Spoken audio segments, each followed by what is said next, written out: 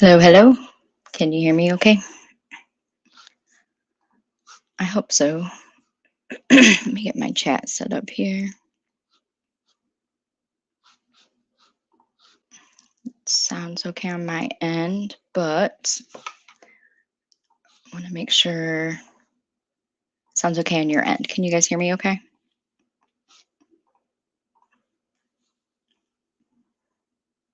Hey, Lise, how are you feeling? If you can hear me.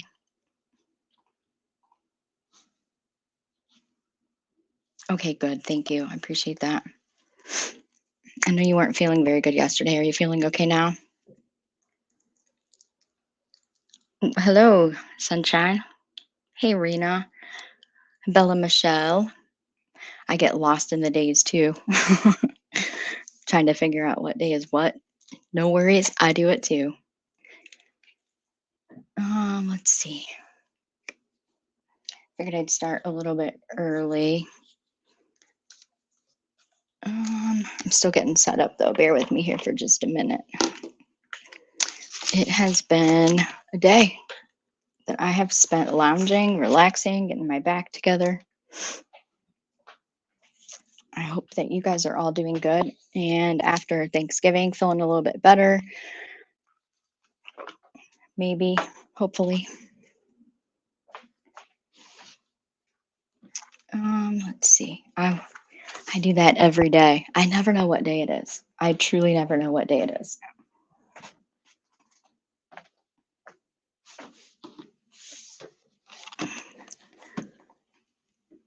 And good deal. I'm glad. Good to see you. Okay, good. I was worried about you. I was definitely worried about you. There's so many people getting sick right now. So many different things going around that I'm glad that you're feeling better because even in my town, my doctor called me just to check up, see how everything was going. And she was saying that there's a lot of people coming up with the new COVID stuff that's going on. So I'm glad that you're feeling better.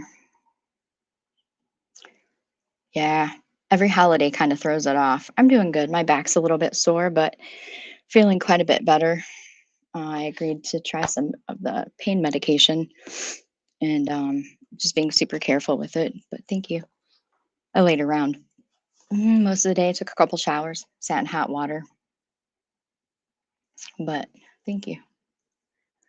Better today. Yesterday felt so long. It did, didn't it? Seemed like it just took off and forgot to stop. Yeah. Anytime off work, it seems like starts to feel like a holiday, like a weekend, a long weekend. Hopefully nobody had to go back to work today. Hopefully. I made some sweet tea. It's so good. Yesterday was long, but these past 3 hours have been so emotional. I'm sorry. I'm sorry. Hopefully things start to get a little bit better. Had to go online, pay a bill because I'm not knowing the days, right? Yeah, they never tell us how holidays shake up our normal patterns and thoughts and all of that stuff. I have a handful of things lined up for today. Let's see. We'll get better. Yeah, it'll get better. And well, you have to want it to get better, and you have to focus on it getting better. You have to think that it's going to get better and not wallow in the depressing thoughts. You have to make the decision. And once you do that, you'll notice that things will kind of start to get a little bit better. But it has to be a conscious decision that you make every day, not just one day, but every day you have to make that decision. And then you got to get up and go for it. Laying around in it is probably the worst thing that we can do. It's what will take us into that deep, dark place where we have to fight extra hard just to get out. And that's a dangerous place to be. That's why I say all the time, you have to remind yourself that you've gotten through everything up to this point. So make it be for something. I feel like I've been the wallowing sloth and need to stop and be productive. Being productive, I think, is the difference between moving forward in a positive direction and sitting stagnant. And stagnant will absolutely 100% without a doubt ruin tomorrow's opportunity to make the same decision. It's like patterns, they used to say, what, 7 days, or wait, what was it, 21 days? It only takes 21 days to create a pattern. And so it starts at day 1 and day 2 and day 3. I notice if I lay around all day today and do nothing, not because of pain, but because I don't want to get up and do anything, tomorrow I've already started to, create the pattern. And so tomorrow it's extra hard to get my ass up and get moving and get motivated. And then the next day, I'm definitely not going to do it. And if we have those thoughts in our head that make us, that make us, that give us what we call, justifiable excuses, then it kind of starts the pattern. You have to go for it. You have to get out of bed, make yourself find the determination, and know that you're worth it. Know that you're worth getting up and being motivated to move forward. My family had the traditional vicious fight. Oh no, before dinner yesterday. It really sucks that it's like that every holiday. My family does that too. I call it the race, like who can piss off the most people in the shortest amount of time. That's what I always called it. I'm sorry that they do that to you. There are so many families that do this on holidays, and I'll never understand it when we're supposed to be celebrating each other. I'm sorry, Elise. That makes it extra hard for people who are struggling through other things. I'm sorry. It's incredibly unfocusing. I don't know what the right word is, but it's hard to stay focused. But I'm so sorry. I really am. Hopefully one day that doesn't happen. Kind of throw them off a little bit.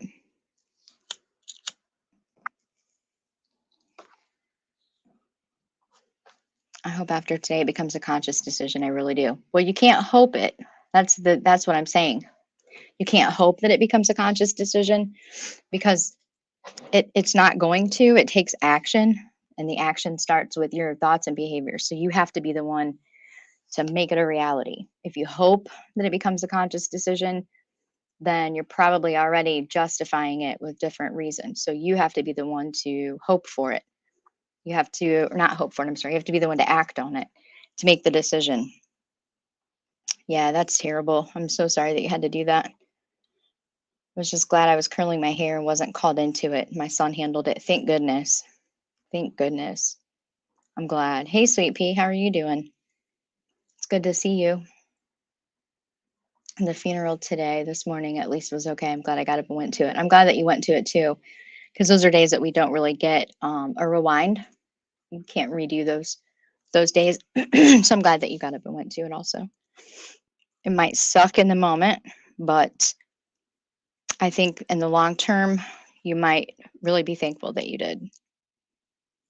But yeah, I'm glad everybody's kind of doing okay today. Holidays, especially like Thanksgiving and Christmas, those days can just be exceptionally difficult. But everybody got through it. Everybody got through it. They braved the storms and they got through it. It's good to see you, Sweet Pea. There's been a lot of crazy going on, and I'm trying really hard to kind of avoid it to the best of my ability because it's so damn triggering. Some of these folks, I just want to reach the phone and smack upside the head. Like, what the hell are you thinking? No? Get out of that crap. But I have some stuff lined up tonight, and it's all positive stuff for the most part. It's all very positive. All very positive. First thing I want to start out with, we'll just knock this one out. You wanted to do that earlier. Yeah, Lisa's so important. She's such an important person to our little group and so many others. She's very important. Wanted to do that earlier. We can't act on it, but sometimes we want to. Finally removed my mother from our lives. Oh, that's a tough decision. She was so happy my dad died. Really? And I didn't realize how toxic she was until my dad's last days, first holiday without them. Bella Michelle, I'm so sorry that you had to even make that decision, let alone act on it. The thoughts alone are it's just another tragic. I'm really sorry. Terribly sorry. That had to be really rough, but I know not something that you would do without feeling that that was the best thing for you and those that you care about. So I'm proud of you for doing it. And I acknowledge how hard that had to have been. Yeah, I hope that you're doing okay with it. Hey, Lee Marie, how are you feeling? I hope you're feeling okay. Sweet Pea says, just hiding. You know what? You can always come hide with us because I very seldom ever engage with it anymore. Um, I don't think it's beneficial anymore to people that are really going through really hard, difficult things.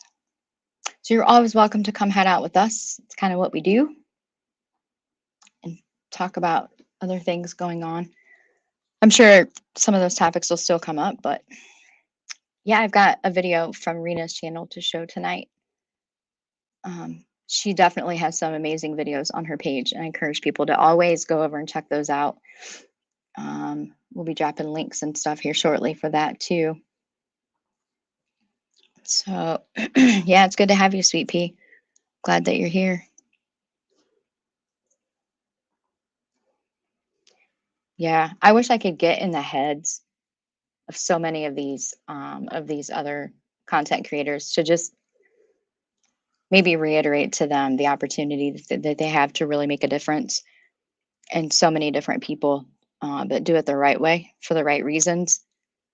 There's so many people that have platforms here that are just, in my opinion, wasting their opportunities to make the world a better place, make people acknowledge things, change things, just to be better today than what they were yesterday. It's so hard for me. Um, and it's hard to trust down here anymore anyway. It's very, very, very difficult to find people that you can trust in, that they truly are here for the right reasons and that their intentions are the right thing. It's so freaking hard. Yeah, Lisa's one of those people that's bringing some light to some of those people and things that they're doing. I appreciate that too. I have a couple of Lisa's things to show too. Went quite well. This night has been a little messy, not funeral related. Well, if you focus on the positives and not the negatives, you'll see how quickly perspective changes. It starts with you. You're the one that starts it. Stomach is churning and your head hurts, but happy to be here to focus on something good. I really wish that you'd start feeling better. I'm so sorry. I'm really sorry. There's so many people that are sick right now, various different things. But I really hope that you start feeling better much sooner. Yeah, Sweet Pea's always so kind. Thank you. I'm glad. I'm glad that you do. Hey, Valerie, how did work go yesterday? You pulled a double. You pulled one out for the team. You went the extra mile. You cut the cake twice. You did it all. I hope that you got some rest after a good meal and that you're staying hydrated and remembering to be kind to yourself.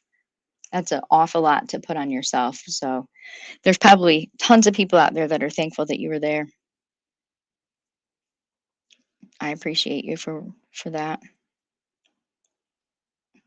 Lisa's always so sweet, isn't she? Speak for those who can't. Just remember to keep breathing. Yeah, you have to remember to keep breathing.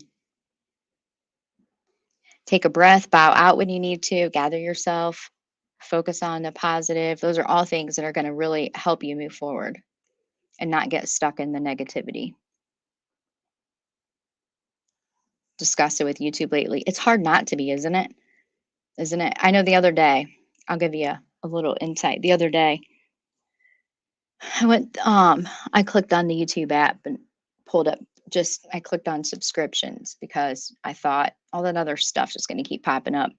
Then I noticed all my subscriptions were like the same content, just different versions of it. And it was all just, the stuff that's just wears heavy on those of us that, have lived so much of it. And I just thought, God, give us something new. It was good. I have today and tomorrow. It was good. I'm glad. We did our best. A little pick me up for lunch. I'm glad. It takes a special person to take on a double shift on Thanksgiving Day. I didn't realize how many people also have new traditions of going out to eat and going shopping and things like that. I know there's Black Friday, but a lot of places, from what I understand, were open all day yesterday. So that's a lot for their employees. That's a lot. Very much so. Yeah, it's hard not to be disgusted with certain parts. There's so much pain on this platform, and there's very few people that acknowledge it or see it. And to me, that's what's hard. Some of those that do acknowledge it decide to break it down. And I just think it's terrible. It's a really, I'm sure that the intent was, to have a really broad spectrum of free speech and opinions for the right reasons or for good. And where humans go, there so shall evil be. I'll be okay, I promise. My husband is the word. Oh no, he's sick too. Passed out in the kitchen yesterday. Bless his heart. You guys probably ought to go to the doctor just for an extra checkup, just to be sure. Maybe some medicine so that you don't pass it back and forth. I know at work when one person got sick, all of us got sick. All of us got sick. It's hard considering children involved in the holidays too. It's too much for some. That is the big issue. The children and the parents and siblings of children. It's just so flipping hard. And I could stand on a soapbox for hours on end telling the world on YouTube here, the YouTube world, that there are people in their chats that are severely affected by the words that they say, the images that they present. I could, and they would just do their damnedest to shut me up because it doesn't fit with the coins that they're seeking. And I agree, it's hard. It's very hard. It's hard to hear people call themselves advocates for children, for justice, or for families. At the same time, with the same breath, the exploitation for their own personal gain just seriously makes me want to put my head through a wall. I mean, I've come close to giving up on this platform altogether. It seems like when there's more damage being done than there is hurts being healed or acceptance, it's just hard to be a part of it. I totally get what you're saying, especially for creators that it's almost like I feel like this. I'll be straight up blunt and unfiltered about it. If I were a clip channel,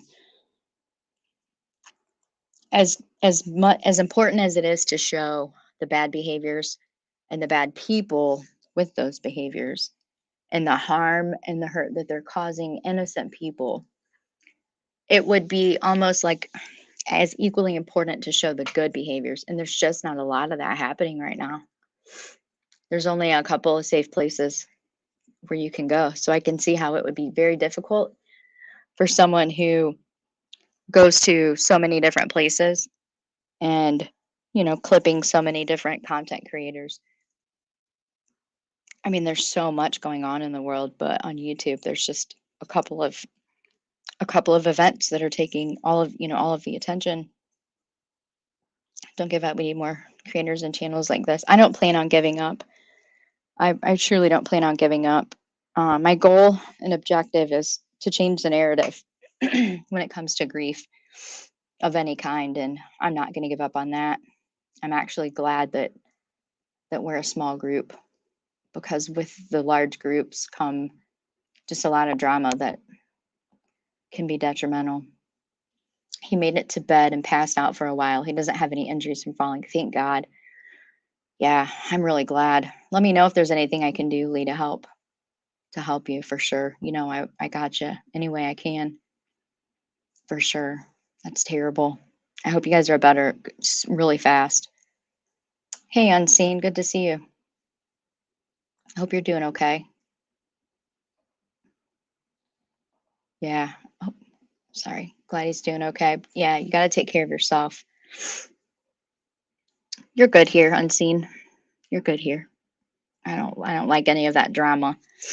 I just choose not to partake in it. And I think that it's hard for other people to realize that the drama, like, it just becomes so normal on this platform. It becomes so flippin' normal. And I don't want it here because some of that drama can be mentally debilitating, emotionally debilitating for those of us that are going through really hard, really difficult real life things. So I'm doing my very best to keep it out of here. I don't want to, I don't want to get ugly or black or banned or anything like that because everybody has a bad day. But I'm really doing my best. I want to start a channel for people like me, but I don't think I could stand the backlash. I know there are others isolated that need an outlet, but so many people thrive on hurting others. Bella Michelle, you're welcome to email me and I will help you in every way possible. 100%. I think the more good that's out here, the better chance that we have of doing good for other people. I think if you focus on small at first and let the right people find you, it really truly does make a difference. I mean, I've had a lot of bigger content creators ask if they can drop my link, and I tell them no because their audience isn't necessarily interested in what I'm interested in doing, and so I don't want the back and forth or people being disgruntled because they're expecting something from this place that's we're not willing to give. So I think that you should think on it, journal it out, weigh the pros and cons. And if it's still something that's important to you, I think you should try. Give it a try.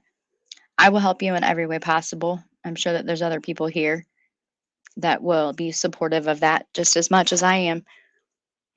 It's up to you, but let me know, please.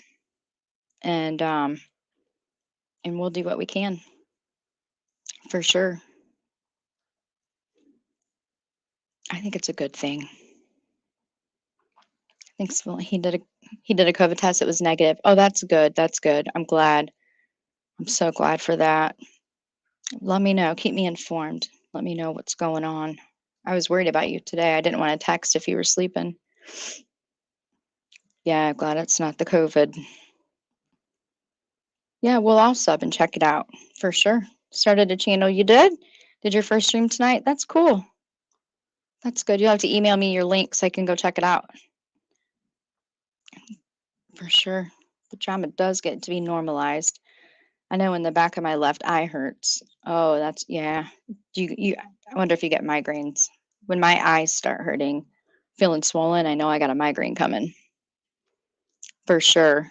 Yeah, absolutely, Bella. Whatever I can do to help you, I absolutely will do that. 100%. I'm not a big channel. I don't intend to ever be a big channel. I intend to be quality over quantity.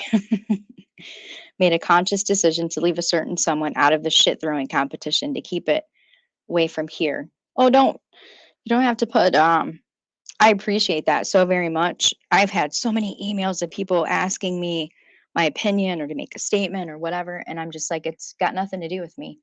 Wasn't around when any of it took place. I don't appreciate the way, that things have gone and the words that have been said, and it's just not my business. I just don't have I'm not going to be backed into a corner to make a comment or a statement. It's not my there weren't my decisions or my deeds, so to speak. And I'm not speaking for other people. I just think there's a lot of toxicity everywhere, it seems like. And it's scary. I don't want to lead people to the wrong, to the wrong place, kind of. Oh no, you made perfect sense. I totally understand what you're saying. Because we were all a part of, a larger community for a little bit of time. And I think there's a lot of people that have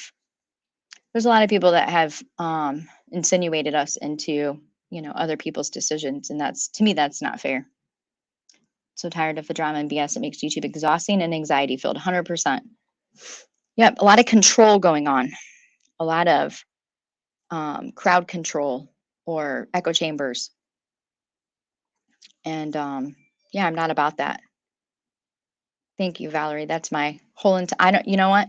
If it just remains 15, 20 of us, I'm totally okay with that, because 15 or 20 of us are going to get something out of the conversations that we have that will improve our lives, or support for one another or something. And so I'm more than perfectly okay with that. Truthfully, I'm more than okay with that. Yeah, we'll definitely check it out. Hey, Earth, good to see you. Really good to see you. You do you, love. Screw the backlash. You're helping people. That's just the kind of person you are, and that's all that matters. I love you too, for sure. Yeah, that's all that's important to me. Is after so long of isolation and grief, I don't expect a lot of people to understand me or to try to understand me. Those that are seeking the same thing, will find their way here. And there's a lot of people that are sitting on stools, assuming that I'm a certain way, or that I have certain views, or that I owe them certain things. And I'm not sure where that comes from. But open dialogue and conversation to me is important, to understand another person. And if nobody gives me that opportunity, then I guess they'll never understand. But, I'm not chasing it. I appreciate that, though. I'm here for the people that care about the same things, and that see in their own lives what they can offer another group of people, or what they can take from another group of people to improve. That's really what it's all about for me. We did come to YouTube to get away from real life. And the drama here is insane and doesn't make it fun. I couldn't agree more. That's why I came here. I came here for that reason. It helped me focus on my own grief. At one time, this platform saved my life, in my opinion. In my wholehearted opinion, this platform saved my life when I was done and did not see a happy ending in any capacity, when I never thought that life would ever hold purpose, or that I could ever focus on anything positive anymore, when I literally wanted to end my own life, planned it out, wrote out my letters, cleaned out things in my house I wanted no one to ever find, junk. I mean, I spent weeks 100% solidified in my decision, and this platform saved my life. If I were that person 4 years ago and I popped earbuds in order to focus, and the things that were going on today, if today was 4 years ago, I wouldn't be sitting here, because it would have just been so negative. It would have been so negative that, yeah, I would have ended my own life. I would have followed through with my plans. That scares me, because there's people today that are where I was 4 years ago, and they've made their decisions and solidified it, and they're planning. And I pray that they find something positive to cling to get out of that, because it's a shame that YouTube is just, they'll exploit it. Yeah, Lee's right. We drop links in here. Yeah. I'd like to watch the content first to know that it's not going to be mentally or emotionally debilitating to somebody who might be struggling. I've been surprised as hell by some of the people that have large, platforms that have contacted me wanting to come on this platform and tell their story. But when I check out their content, they're involved in things that are not positive, and that could be very hurtful to the people I've grown to care about. All of you that could be struggling with personal things, and it could, talking with them on an open platform like this could trigger what you have going on in your personal life, or it could re-damage what you've already worked to overcome. And so it's not worth it to me, if that makes sense. So I definitely want to view it myself first. And sometimes if I'm stuck on the fence, not sure if I'm not going to say good, because I don't want you to I don't want you to think I'm saying good or bad, but positive in the way that it's safe for everybody who comes here. If I'm not able to make that decision, then I'll have like Lee, Amber, Sweet Pea, I'll have somebody, you know, look it over with me. But I'm absolutely going to do that. And then I'll get with you an email.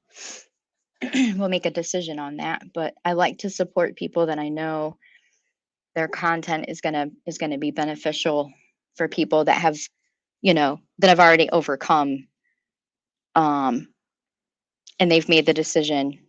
I hope that makes sense without sounding rude. I'm trying not to sound rude. I just have to be very careful. I get emails from people that are in very fragile places in their life right now, and I just don't want to do anything to. I don't want to do anything to cause them any more pain than what they're going through.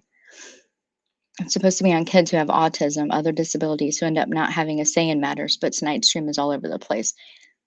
I think that that is an amazing topic and super important to people, especially young adults or parents, young parents who have children. So I'll definitely take a look at that. And don't beat yourself up, because I think everybody's first handful of streams end up going all over the place, and it's hard to keep people on topic whenever things start to go left or right. I do pick on Jody once in a while. Who don't pick on Jody? Are you kidding me? It's easy because she wants it, She does act dumb. Even I've been refraining from clowning her because it's negative. Yep. I did see one clip earlier today. I might play that because it's actually pretty comical, and it wasn't super negative or anything like that, but it's pretty comical. Dazed and Confused has a clip, and I think everybody might get a kick out of that. I might grab that and play that, start us out with that, because it's super funny. I love Dazed and Confused with their little voice changer is hilarious. Write that down so I don't forget. Dazed and Confused is a good one too. And so I like, doing my channel. I like your channel too, because it makes me laugh. More importantly, it makes others laugh. Laughter is healthy. I could not agree more, Lise. Laughter is so healthy. Mood and acting. I really like it. Art. I know what you mean. For sure. Yeah, I've got links. Can you guys drop Lisa's link and Rena's link right now, and Sweet Pea's link? Because Sweet Pea is a good channel too. There's a lot of comedy there. Sweet Pea's just such a sweet person. And Earth also. Earth is killing it with the clips. And these are all clips, they're showing you the danger zones. Like Earth shows you the danger zones where if you're feeling vulnerable, you might not want to go. You might not want to engage in the back and forth that some of the people in her clips are engaging in. You might not want to pick sides or participate or engage in it, because it can be mentally draining. I mean, put me in a bad place. I went the hell off. I had to take a step back. It's exactly where I need to go visit my son, 12, nonverbal autistic. Yeah, I will check out her live stream tonight, and then save links and stuff for tomorrow. Definitely. Yeah. You can offer help to those same people as well. More than one voice can help a person. Absolutely. The more positivity that we surround ourselves with, the easier it is to, to remain positive, to be positive. Doing good, except for the fact that I won't stop eating. Thanksgiving is hard. I know. I know. I've been snacking on crackers all day, off and on. I'll tell you, when my brother brought a bunch of groceries up here, he brought Kellogg's Frosted Shredded Wheat. I love that cereal, but I find myself eating it throughout the day, just right out of the bag. No milk, no bowl, no spoon. And it's like a new addiction. I love it. I have a handful all the time. And I don't feel bad because for the most part it's healthy. You know what I'm saying? I always feel like I'm the only one living this life. Speak for those who can't speak. You are so right. There's so many people whose voices are taken from them in dangerous ways. And yeah, it's not good. We have to be a voice of reason without picking sides. Yeah, I'm grateful for this platform too. It's just taken a long time, you know.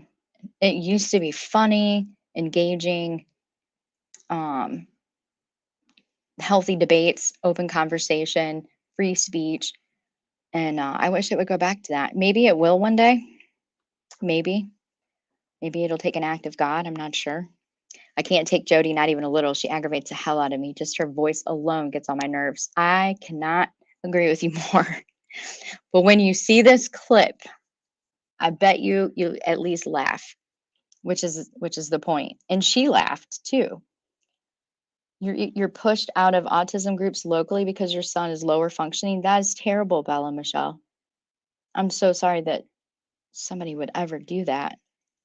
Let's be real about this. Autism is not a decision or a choice that's made by anybody. Autism is not something to frown upon or to be shamed or critiqued. This is your son. And if I wish people would stop with the judgment. I'm sorry that they're saying that or that they're making you feel that way. That's absolute bullshit.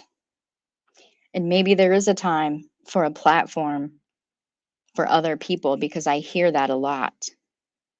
I hear that a lot. So much so that there's parents that have autistic children that never they don't even tell people that they have children that are autistic because of the reaction that they get from people, which to me is disgusting. Eventually, once I'm on more solid ground, I'll do more streams on autism for sure. Yeah, if it's a passion and something that you are passionate about, I absolutely think that you should. Yeah, for sure. Progressive Patriot sent me to tell you he watches and supports you. Jumped in to say that. Follower form, thank you. I actually had a conversation with him yesterday for almost an hour. And I'm glad that he brought me to light in all of the things that he has been dealing with. I'm very glad. And I support Progressive Patriot, and he's welcome here. And I wish I would have known the things going on behind the scenes against him. I think it's sick, and I'm not okay with that.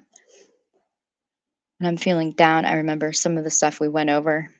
And if I apply just one of the things we mentioned, I don't quite fully get down. Good, good. Don't get trapped in my negative. Good. Valerie, that is the first acknowledgement that there is happy on the other side of sad. I'm so happy and I'm glad. I think that you're wonderful. And I can't wait to see how awesome you do. I think that's amazing. Yeah. Patriot has really been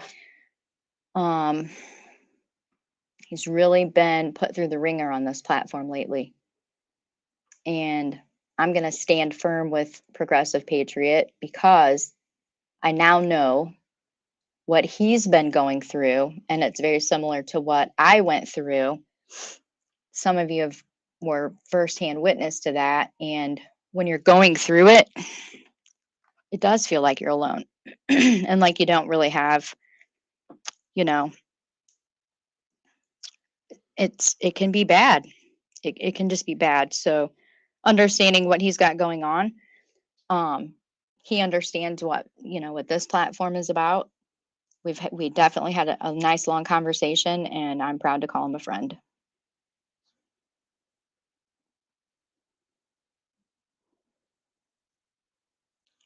Let's see. Okay. I got your message, Lee. I sent you a reply.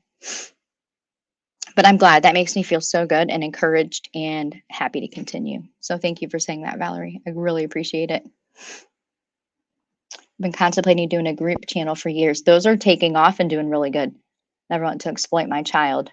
Right. He'd never be shown, but I don't want others being in the dark. That's the reason. Excuse me. That was my reason That 100% was my reason. And I have had people tell me that I'm a shitty mom for exploiting my son. I don't think I'm exploiting my son or his death. I'm sharing his story. And that's not, I'm never going to see what I say or do in reference to him any other way. And I think that you're kind of the same way. And I think that if it's a passion, please contact me, please email me, and I will help you in every way possible. I'll help you to do it the safe way so that your privacy is protected. 100%. But yeah, I think that there's a need for it, and I'll definitely support it. When I feel down, I remind myself that my record for getting through the rough days is 100%. Absolutely. If you have to write it on the walls, please do that. You never know when someone's content changes. That's right. That's why they have to have a video history first. Yes, none of us want to be responsible for sending someone to a channel that we don't stand behind. Couldn't say it any better than that.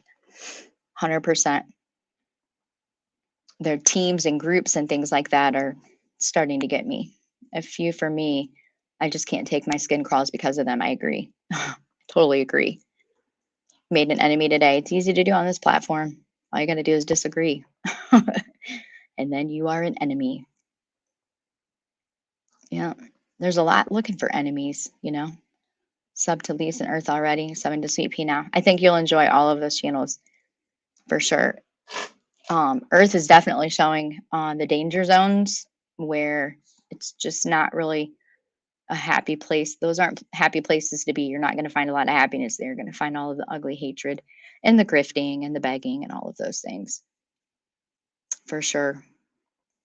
Speak for those who can't. The day I discovered Vilomah, I was in a bad place. And when I heard her on Tiffany's, I wanted to know more. We can get through them. Absolutely. There's nothing that we cannot get through. And asking for help or having someone help you, it does not mean that you're weak or that you can't do it on your own. We all need someone to remind us that we're human. We're going to make mistakes. Other people are going to make mistakes. But we're supposed to support one another. You know, that's what we're here for. Supporting another person shows you that you have the strength to do that. And that's what's important. Thank you for the shout out. Absolutely. Just making sure people spot what others can't with these tragedy pimps. All of us clip channels are 100%. Absolutely. I will always support clip channels. I assure you of that. I have a list of them. And anytime I show their content, I drop links because who wants to sit through hours and hours and hours of just negativity and screaming and bullshit? You know, I'm glad though. Discovered view in my life was in a rough spot. It's gotten a little better since then. Good. I'm glad. I'm glad. You're going to find your way, and you're going to see that once you are strong enough to help another, you find strength to just keep going, to continue. And I appreciate everybody here. I love the shit out of all of you that come here regularly and that contribute and that care enough to share some of your own experiences and encourage other people. That's how we do it. They always say, doctors, you got to grieve the child you had. I don't understand how they go from normal to a completely different child overnight. I'm not really familiar with autism in reference to parents of autistic children, but I'm absolutely interested in learning more because I think that the more that we learn, the easier it is to help parents that are struggling through figuring out how to go about it. So I will definitely look for content and look for suggestions, verified resources. I will absolutely do that. I would like to know because, I have I know a lot of parents that are learning that their children are various places on the spectrum of autism, and it can't be easy, but the amount of love that they have for their children, they'll overcome and figure it out. Just anything that we can do to make it easier, I'm all about it. I'm all about it. Lise is an amazing artist. Follower form, I came in to say hello, but I enjoy the conversation. Follower form, you are always welcome to stick around. For sure. Welcome to stick around. Absolutely. We like to be positive here. We don't like to get into all the shit dragging going on. He has helped me so much, so I help him. Yeah, I'm so glad that he shared with me all that he's going through. It was important for that. Now that I understand, I was a little confused, but I wasn't ready to give up yet. But I'm really glad that he explained, and he was transparent with that. I've gone through it myself. I'm still kind of being targeted a little bit, but I hope that I can encourage him that sometimes engagement is not necessary. Sometimes they weed themselves out, but if engagement is necessary, there's a right way to do it. But I appreciate him, and I hope that it goes away.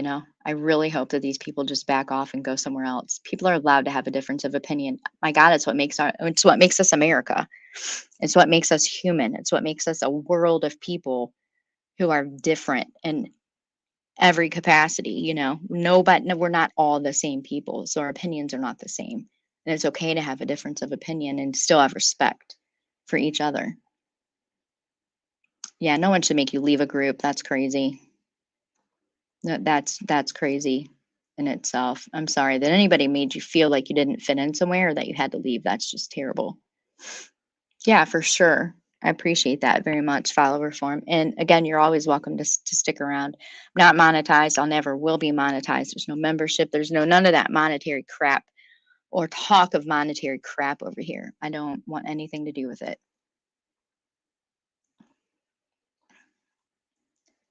Is he getting attacked by haters? Yeah, he's getting attacked in a pretty terrible way. He really is. From people who just difference of opinion. I don't think I've heard him speak so nicely about many others like that.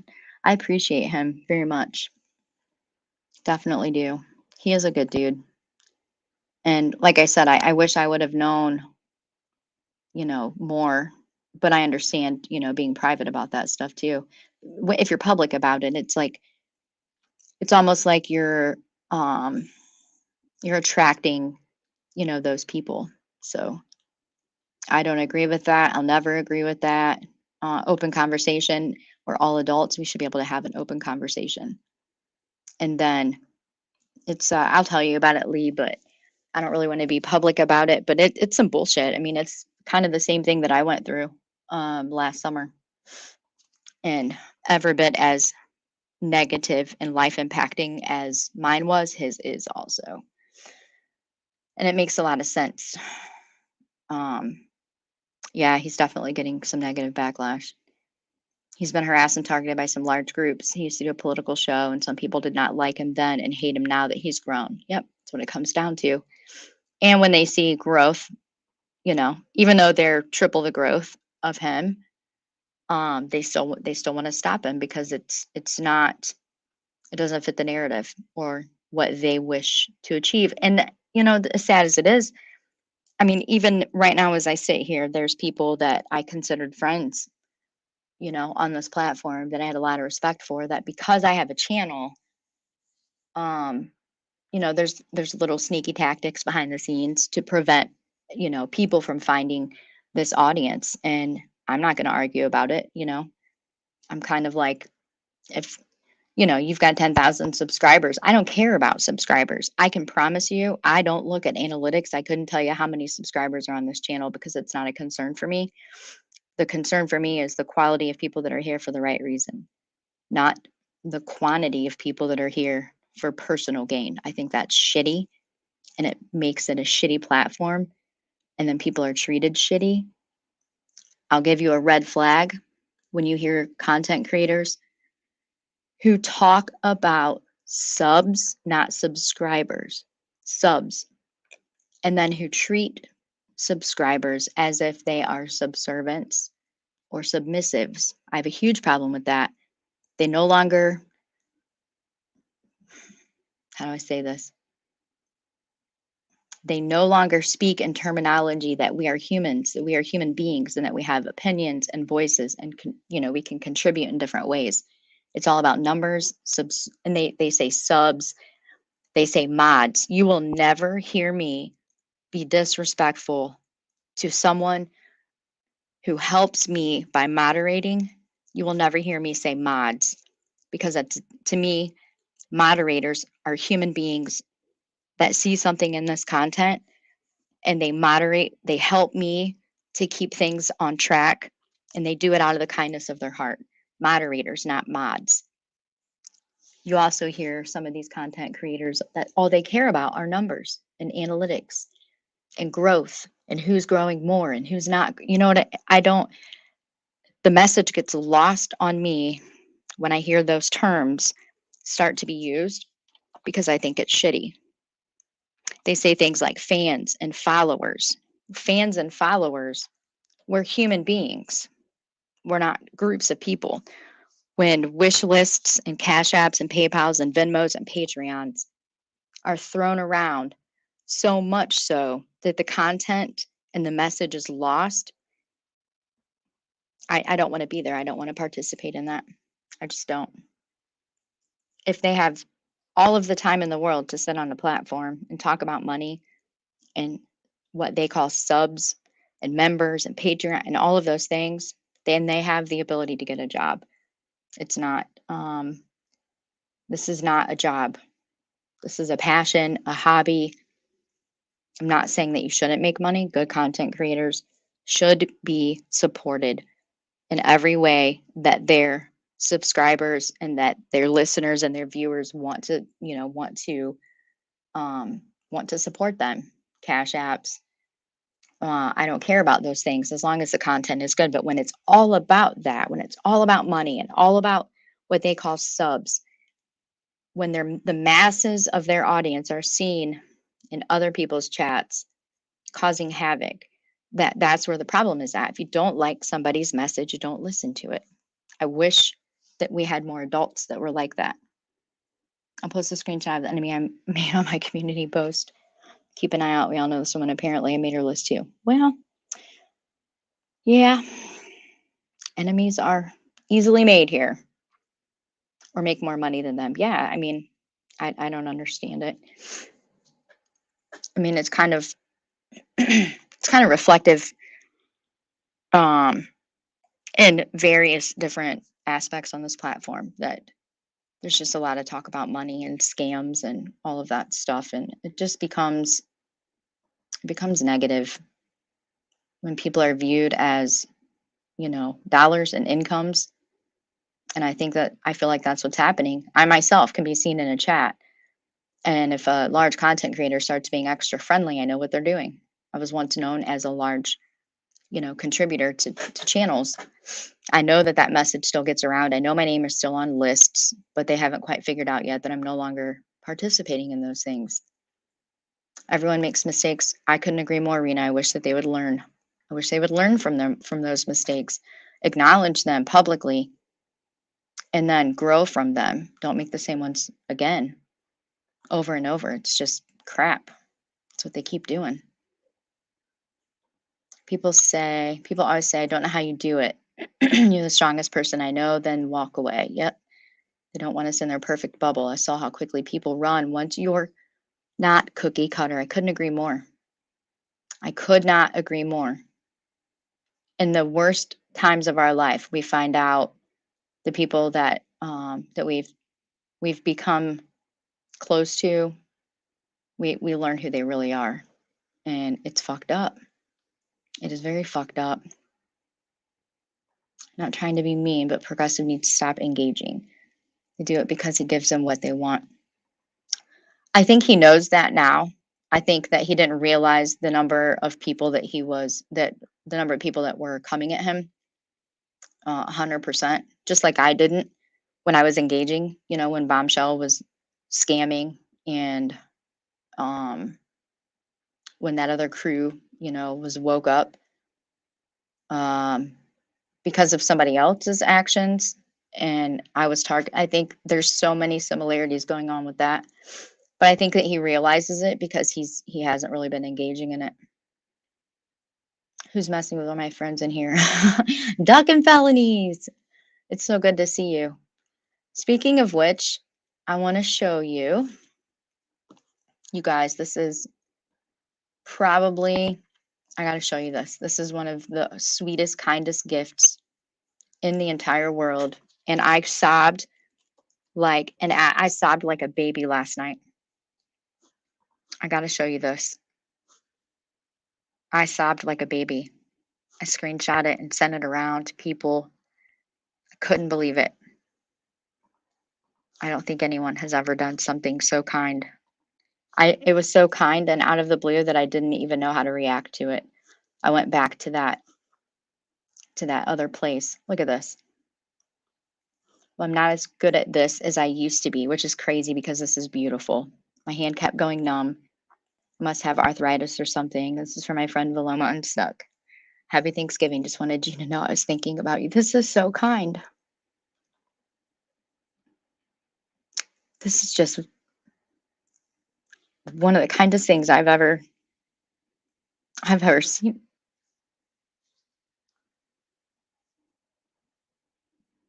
It's hard not to be emotional. This is absolutely beautiful. That you took the time and the energy to do something so kind is amazing. And I couldn't be more appreciative of it. A friend of mine is printing it out and putting it in a frame. I absolutely love it. And I couldn't even find a way to say thank you appropriately enough. I didn't know how, but I love it. It's absolutely beautiful. Let me copy and paste a link to this. This was absolutely beautiful. I've never seen such kindness on this platform in my entire life as that. It's absolutely gorgeous. Thank you so much for that, Duckin Feloniez. That means the world and then some. It truly does. Took me out of left field. I didn't even know what to do. On yeah, I think on Queen Bees. Yeah. I'm glad. Thank you for that. I appreciate it. I was glad to find you too. And we hang out over Jen's and Savage's quite a bit too. Yeah, I'm glad that I found you too. If you throw in a big puzzle piece, no one knows what to do with it in a puzzle of small pieces. That makes sense. I want to show you this too because I was so proud. Duckin Feloniez. I tell you guys about her channel. Check this out. Hey, true crime YouTubers, remember the Excelsior Springs case? There are still 3 to 5 missing girls. I know they're not blonde haired and blue eyed, but maybe y'all can web sleuth that shit for a while. Once again, you're going overboard with the coverage in the Idaho case. The Black community would love some help, just saying. Their police aren't helping. Protest the Kansas City PD. It's already under federal investigation for racial policing. I couldn't agree more. There were 2 content creators I know for sure that covered the Excelsior Springs case, which is, let me find them. Let me pull them up here. Which is a woman come running out of this house. She had been held hostage there and raped for a long period of time. And she made the statement that her friends did not make it out. And so he was arrested. They took barrels out of that were buried in the ground. Sleuth Mom covered this. Let me pull this up. This is how I know about it. Right here.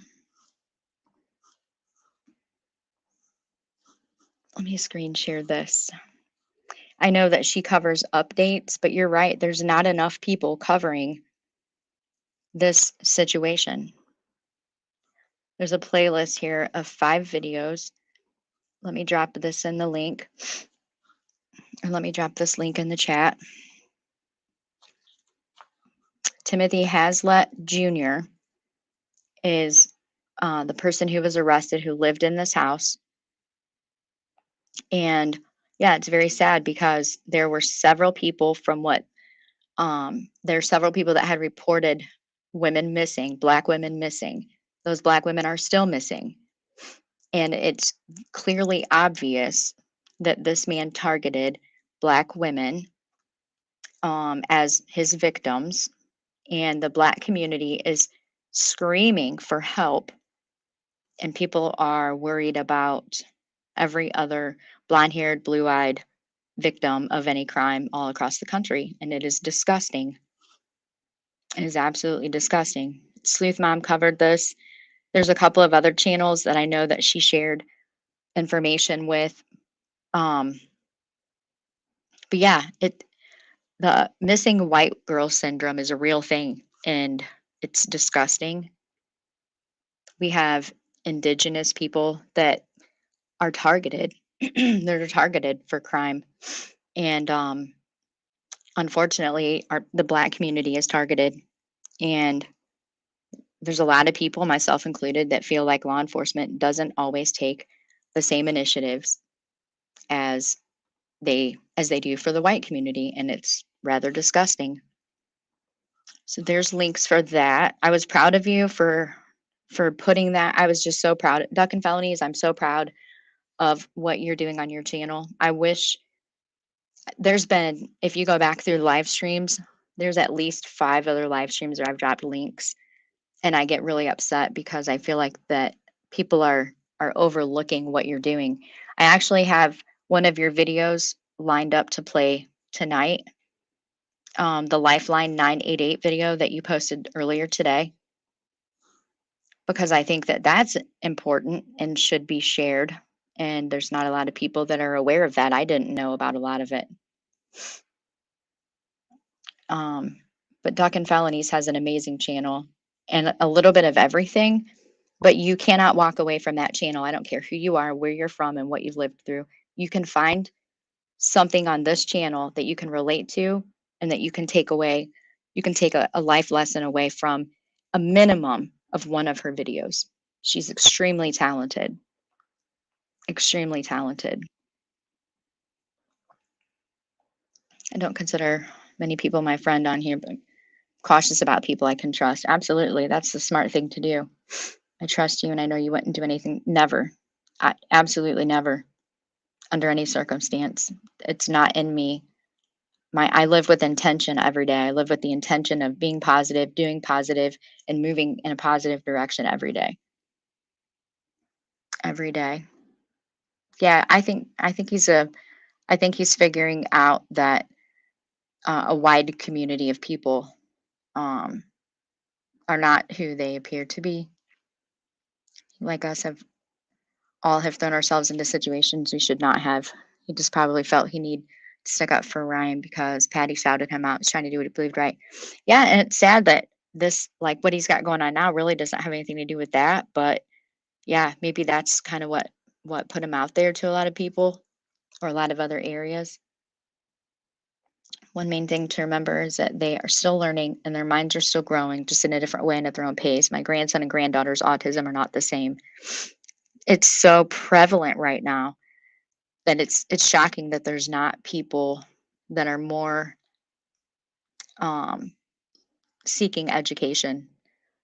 You know, if not for their own children. I don't have children at home, but I'm curious and I want to learn and educate myself because I know that there are a lot of people who are caring for autistic children. And if I want to be of help to them, then I need to learn. I definitely need to learn.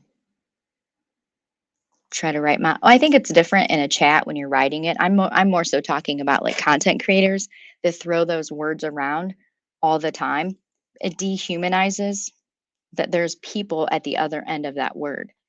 You know, Molly Golightly, Bullhorn Betty, Dolly Vision, the same ones that we call tragedy pimps are the ones that they use the same verbiage when they reference people. People who provide them the platform that they have. They forget that people people will make or break any channel, any platform. People with opinions and people that are different in every way are in their audience, and they're belittling the human being that is giving them the time and the attention in the super chats, in the cash apps, and the Patreons and the memberships. They're belittling the humans behind those words and grouping everyone into speaking. They're speaking as if that number represents their ability to succeed. That the bigger the number that you have, the more successful you are, or the better that you are. Well, to me, that's bullshit. And it should be a red flag to anybody at all, because the number of people subscribed to your channel can make or break you. And if you're here for monetary value and you are no longer acknowledging that those people are human beings, but instead they're a number that represents growth or your abilities, you're losing the message. You're grouping so many people into one category: subs, members, Patreon, all of those things. And to me, it's just disgusting. You know, they're not respecting what these people have given to them, what they've blessed them with, which is a large audience, and it should be used for good. It should be used for good. Started watching true crime on YouTube because I've always been obsessed with forensic files. Did not foresee what a shit show it would become. Yeah, I didn't either. And I also didn't realize that anybody could have a channel. There's no background checks, you know? You guys do not have to do that, I promise. It's not so much in the chats. It's more so these content creators that just throw words around that are dehumanizing, belittling, disrespectful to the people that are, you know, rewarding them. And to me, it's a huge red flag. But you guys don't have to do that. Typing it is so different, you know. Plus, you've only got what, 200 characters? You know what I mean? Absolutely. I don't give those out very lightly at all, because, you know, behind the scenes, so to speak, I hate when people talk like that, because I mean, it's also, it can be disrespectful to the people that have put faith in you or that believe in your message. I think it's disrespectful, but I don't have moderators who are like subservients or like employees. I think that's a disrespectful and also belittling and should not happen. I think, you know, people that help me keep the flow going, I have the utmost respect for, and I hide nothing from them. I could give them login credentials and not think twice about it, because I have that much trust. And I know that as much as I care for them, they care for me. And you know, it's a group effort, very group effort. They've surprised the shit out of me too. Absolutely. True crime kinders, the reason my past few hours been emotional listening. You know, I've learned over the years that you can't really take them at face value until you've been around long enough to truly have, you know, listened to enough of their content, because there's a lot of people that are finding out that they've put a lot of trust and faith and hope into people that are not worth it. Quit watching for a year, then started again with Gabby. It was the same old drama. But I think everybody in this chat has gone through such terrible tragedies that we relate differently and we see things differently. You know, it's harder for us to accept the bad behavior because we've overcome what humans are not supposed to overcome, you know. Yeah, Earth is a great person. I truly respect, I have a lot of respect for Earth, and I appreciate her a lot. People on here can be trolls and laugh when they make someone mad. They have nothing better to do with their lives. There's a whole community of people trolling. I didn't know that either. Let me share a video with you guys. The first one that I have. Oh, I also found a way to finish the video that we started yesterday that kicked the stream. That's okay. Sleep when you are ready to, you know, when your body says that you're tired, go to sleep. You know, I want you to sleep when you can. Yeah, I would love to be able to draw like that. Oh, such a beautiful gift. I wish that you could have seen, but then again, I'm glad that you couldn't, because whoa, what a mess. But I sat down, took my breath for sure. Yeah, I'd get behind that protest too. That's a protest that should be happening. You know what I mean? We should be protesting. We should be protesting that situation. And it's unfortunate that the people that are willing to go protest, you know, it's got to fit what they consider worthy, and it's bullshit. Yeah, get some sleep while you can. So I think everybody should know this, and I was shocked that I didn't really know all of the information behind the new 988. Yeah, we do. We still have creators covering cases. Hasn't had any news. Yes. Yep, dragging it out every dollar that they can get. You know, it's BS. It's absolute BS. Earth, do what you got to do. I hope your mom's doing okay too. I forgot to tell you that the other day. That I hope she's doing okay. Yeah. So I'll get caught back up on chat here in a minute, but I want to play this. The Lifeline. Okay, and here's the link to this video. And this video is titled The Lifeline and 988. And I'm so glad that you put this together. This is amazing. This is a Duckin Feloniez video she posted this morning. So let me screen share this because I think everybody should know this information. I was kind of shocked that it was so easy for, you know, now I know all of this stuff, but before I was like, why the hell? Why aren't we told this stuff? So there's the link for that.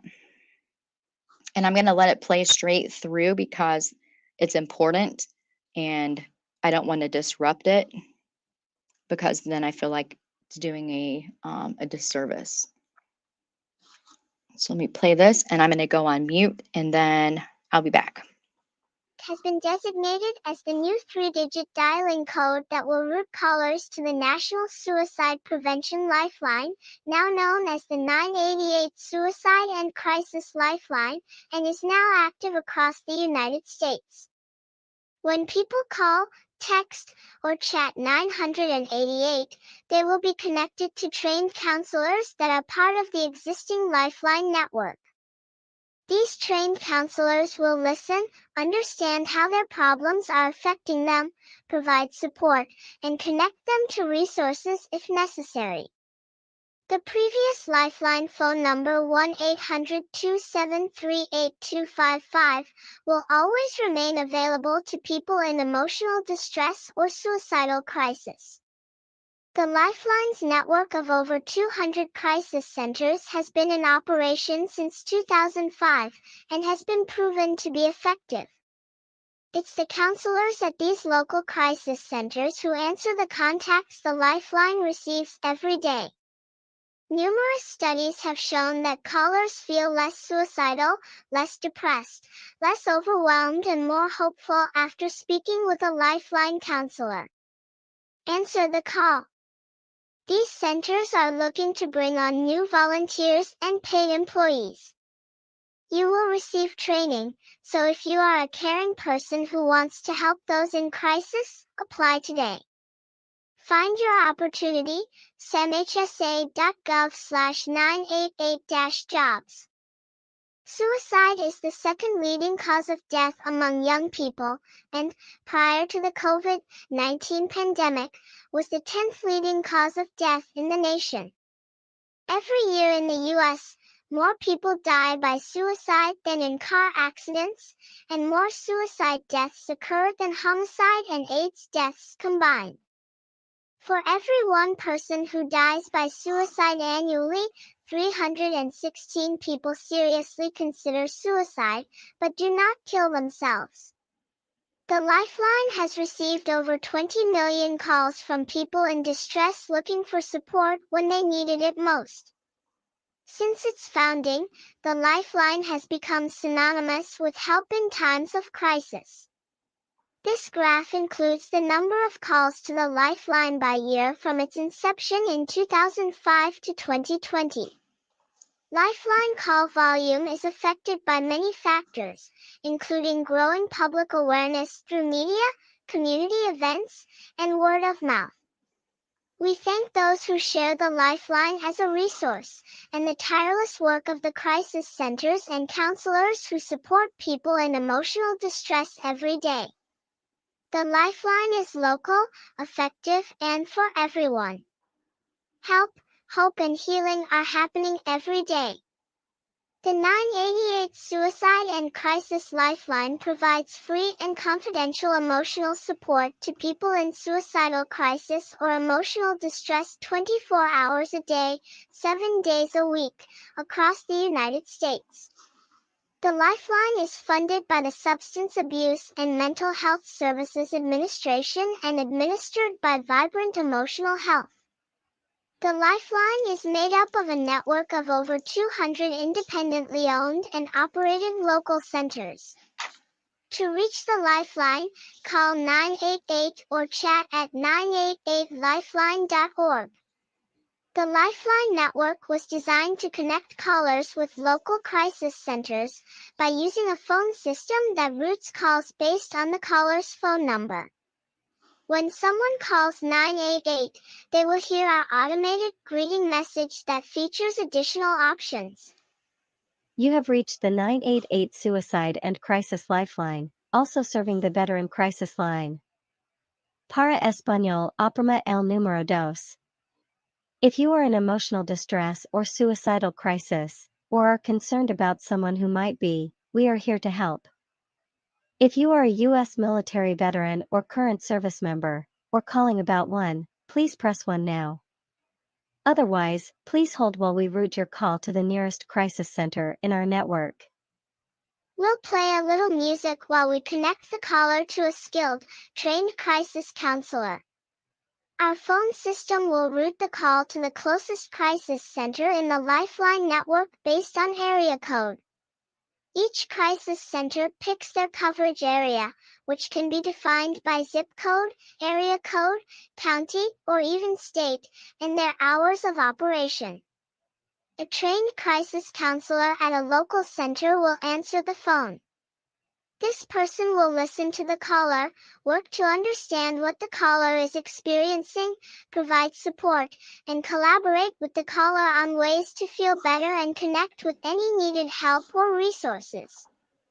When someone uses the Lifeline chat via https://988lifeline.org/chat or texts 988, they'll first complete a short survey letting the crisis counselor know a little about their current situation, and then see a wait time message while they are connected to a crisis counselor.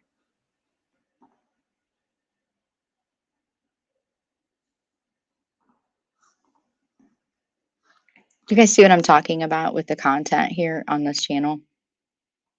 Then it's just, I'm just astounded that there's not more, that there's not more views coming here. I'm truly, it's aggravating to a whole nother level.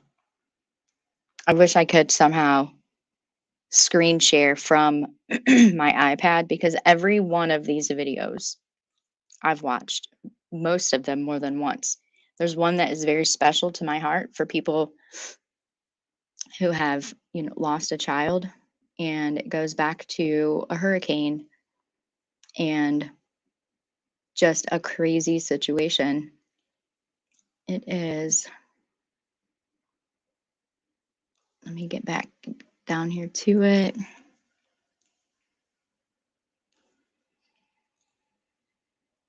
I truly believe that, Duckin, Feloniez. I would not, I promise I wouldn't say that. What you have done here, I'm offended that more people are not aware of how much information is here. There's so much. Your own personal story was eye-opening for me. And maybe we should one day have you come on panel and share your videos and show people what you yourself have gone through. I went past it. I've watched this video several times. Watch me now not be able to find it. The death of a baby in the middle of this just out of nowhere terrible, terrible hurricane and the blame game. And oh, this one also, the bus driver. That's a good one too. There's true crime here. There's so much true crime here. Calling out bad behaviors. Watch me not be able to find it now. Your videos are more than helpful. So much more than helpful. Right here.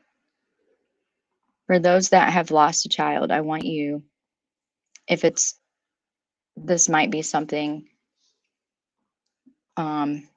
this might be something to watch later whenever you're getting ready for bed or laying down or something. It makes me pretty emotional, but there's an important message here. There's a very important message, but there's so much content here, and you know, they're not hours long videos, you know, there's so much knowledge about the law, the legal system. This is an amazing channel, and I'm 100% pretty pissed off that we don't have more views coming here, because this is what true crime is all about, in my opinion. This is a damn good channel. Here's your comedy with Gray. Club Q. Nobody's covering this stuff. Nobody is covering this mass shooting. Nobody's covering so much of this stuff. And 23 minutes of truth and, you know, what took place. So it's disheartening that that much has been put into putting information out there. It's all verified, fact checked. She did a live stream. I gotta be honest, I'm not sure if it was late last night or earlier today, because I slept after all day yesterday. I took medication for my back and I went to sleep, and I only woke up to grab something to eat, use the bathroom, go back to bed. My back has been a mess. But live stream, I appreciate showing the web, you know, the web page and how to use it. Just there's so much amazingness on that channel, and I strongly encourage everyone to go check that out for sure. Yeah, there's so much I didn't know. She shares the area where she lives at, which is an area where there's been a lot of hope, you know, there's been several high profile cases, and she shows maps and different things that really bring another perspective. So I encourage everybody to go check that. Go check her channel out. Give her a chance, and I think that you won't walk away. It's not something that you will decide is not for you. I promise you that. Hey, Queen Survivor, good to see you. Thanks for stopping in. Born Ready, good to see you too.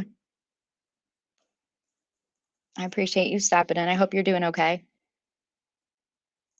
Listening.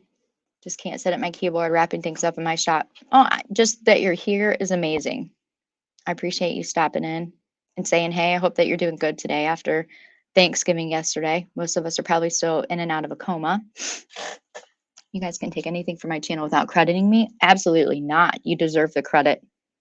You should be credited 1,000 times over, because it's what people come to true crime to find. You know, and you've got it, you know, in a neat little bow right there. Yeah, the voice is what got me first. That's what got me first. And she's adorable herself. She's got her little swing going on, you know, while she's doing live streams. It's adorable, but it's important information that everybody should be watching. Is it okay if she shares on social platforms? Yeah, I mean, I say yeah. Everybody should know what she's got going on that channel, because it's all important. Every bit of it is important. It's all important.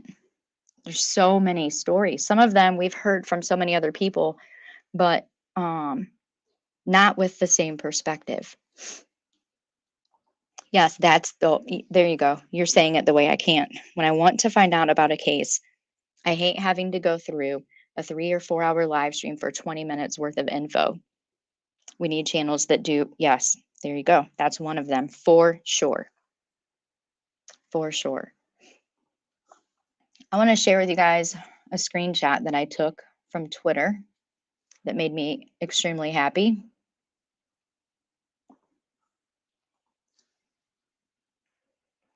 Elon Musk. My firstborn child died in my arms. I felt his last heartbeat. I have no mercy for anyone who would use the deaths of children for gain, politics, or fame. I think this is setting an example now that Elon Musk is Twitter. I'm hoping that we see a difference with accountability and what's allowed and not allowed, right from wrong. I cannot appreciate more that he's speaking out. I knew that his first child had passed. And to be honest, it's not something that he's spoke much about that I have known or been aware of. I've actually looked throughout every documentary about Elon Musk, and there's only been reference a couple of times to his child that passed. And I'm so proud of him for this. If I didn't have any, which I did have a lot of respect for Elon Musk prior to this, but this just adds to it. He's basically saying, fuck off tragedy pimps, and I'm going to get behind that every chance I get. So I'll leave it there for a minute so you can take screenshots if you would like to, but I think that this is also something that should be spread far and wide. Then it's not okay to do this. It is not okay to tragedy pimp, to monetize, market, to establish a monetary value on the tragedy or the death of another child, of another person's child, of any child, and the victim parents and family and community that's left behind. It's disgusting. If Earth is still in here, I think Monroe might have come and got her. She's still here. I hope that you put this on your community wall also, because it's extremely important that people see that we finally have people acknowledging what's going on and that they're not okay with it. That is amazing. And it's on his Twitter. And I'm so happy that he did this. So flippin' happy that he did it. I couldn't be happier about this. And I put all this together kind of quick, but yes, Kylie's case pissed me off to another level. That's what put the fight in me. That's when I could no longer remain silent. I mean, I was pretty angry and pissed off about Summer's case when they decided to go down there, but Kylie's case put me in a whole nother effing tailspin. I have clips that I one day will talk about, but I can't right now because it will put me in a very bad place. In the last case, let me highlight this. They took credit for the cops finding that baby as if they weren't already working on that, and even took credit for the cops getting extra resources. Disgusting. Really. I haven't watched that one yet, but it's in my watch later. For sure. It's just other people's children. I mean, imagine. Just imagine. I was able to stop so much of the fuckery when it came to my son's death. The vultures came crawling, not here on this platform or anything, but you know, I had an onset of media swarming because of his professional athlete status, because, you know, he was known in the motocross world, the supercross world, but I was able to prevent, them from disrupting the privacy of what we had to do. And I'm so thankful I was able to do that. But for the people that aren't, oh man, for people to take credit, it's just disgusting.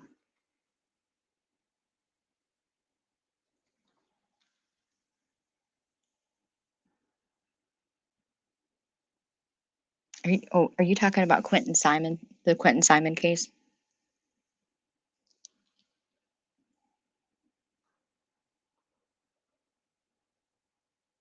Yeah, they're scum. And it really does put me in a really bad place because I can't see it any other way than the parent who has buried a child. I just can't see the words, the hate, the actions, the boundaries that are stepped on. I can't see them any other way. I can't not relate to the brokenhearted that are living their worst days. I know it's like they're just walking into the dark cloud and they have no idea what's in it and on the other side of it. And I can't see it any other way. I just can't. Trust me, I wish I could, but I can't. I see Brandy and Tyler different than most of these people will ever see them, and I can't see it any other way. It's gross. This is our own Rena S. This is a video that she posted today. Yeah, I wish I could just show them or tell them how many of us that have buried our children that are never going to see things any other way. And I wish I could give them our viewpoint and how it feels to hear and see these words. I truly wish I could do that, but I don't know how to do it without smacking or punching or, it's just it's bad. It's not getting any better. It's just not. Here's an important message from Rena, our own Rena S in the chat here. She's an important person to me. I absolutely love Rena. I have so much respect for Rena. Her love for her son is forever and is strong. Her love for her son will get her through every dark day, and we'll be here to support that. She put this video together, and I think it's extremely important. I want everybody to see this.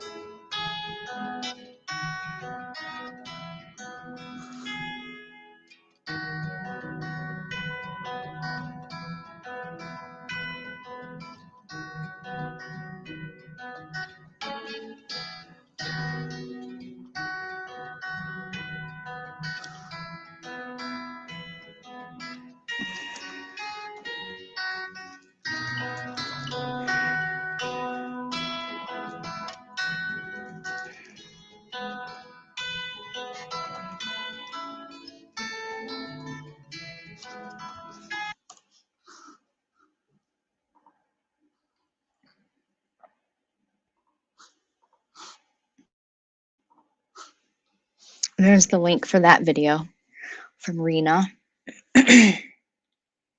Beautiful Rena, and such a good message, positive message. And I watched that several times today. Thank you for making that. And I hope that the whole world sees it. I hope they see it and they watch it and that they understand it. I really do. Okay, let me get back up here. Can definitely get behind that. Yeah, for sure. That's why I got so mad with Kylie case. People were tearing apart the memorial and all. It was sick. Yes. Yes. And the judgment on her mom. You know what I said? You guys know the video of her mom speaking to the press at the celebration of life that they had for Kylie. I almost said that baby, but 16-year-olds wouldn't appreciate being called a baby. I had said if people would have not watched but listened, just the words and her tone, they would have just listened to her message. I feel like it would have hit them differently than trying to read her body language and create something out of nothing. I remember standing in front of cameras with microphones pointed at me, and the nervousness that came on, the instant anger. It was hard. It's hard to contain yourself. So where we're watching a mother, we don't see the cameras that are all around her and the microphones that are pointed in her direction. We don't see the stress, the worry. We don't see the things going on. We only have a 5, 10, 15-minute clip and a plethora of body language experts that are dumbasses that have never suffered greatly or survived a tragedy that were not meant to survive. And it pissed me off. Before all of the Adventures with Purpose stuff came out, I saw from the moment they put out that they were going to go and search for Kylie Rodney. I just saw that video differently than anyone else did. And I lost a lot of respect. But truthfully, if I'm 100% honest about it, when I watched their video about finding Jed Hall, I saw so much more in the presentation of that video. The way that they put it together, the words that they used, the people that were involved, camera angles. I can't see it any different. I'm going to call a spade when I see one, and I call it a spade, and I had a lot of hate for it. But I will not change my mind because I know what it's like to be on the other side. Not the exact same scenario, not one person's life or death or relationship is the same, but what I saw was very different. And I lost so much respect at that point that by the time they announced that they were going to go search for Kylie, I was already afraid of the damage that they were going to do. And I did, on a couple of panels for the first time, speak out and give my perspective, being the mother that's buried a child. Some accepted it, but most did not. I wasn't surprised when the truth about who they are came out, and I won't be surprised when more comes out. But sometimes those that have suffered greatly, suffered the unsurvivable, are going to see things a little bit differently. When it comes to tragedy, I think I can relate more to the person who is suffering greatly than the crowd of people demanding anything. I think it makes me a little special when it comes to understanding that when other people see nervousness, I see anger. When other people think that they see shame, I see worry and frustration. It's very different. It's very different. I wish I could unsee some of the things I've seen, but I can't. Rena, there's so many of us that have tragically lost our children without warning, just from a mere accident, not a decision that someone made to end a life, but an accident. And we will always see things differently. And I used to get pissed off. Why don't they ask us? But I now know the answers because they don't want to know the truth. They don't want to know how we might view these things, because that means that it might stop their initial intention for exploiting or Hollywoodizing, whatever you want to call it, changing the truth. It doesn't fit them and it makes them extra uncomfortable. They don't want to know. Those same panels I jumped on to speak out the very first time, when I said, can I just maybe give you another perspective? This is my life event, and this is why I see it this way. Initially, they're happy, to have you speak. But after a while, if you happen to click a link and go on their panel, you see the numbers drop because nobody cares about the grief and the brokenhearted and the tragedy behind the human being. The care for your opinion after that kind of goes down the toilet because it's not the drama,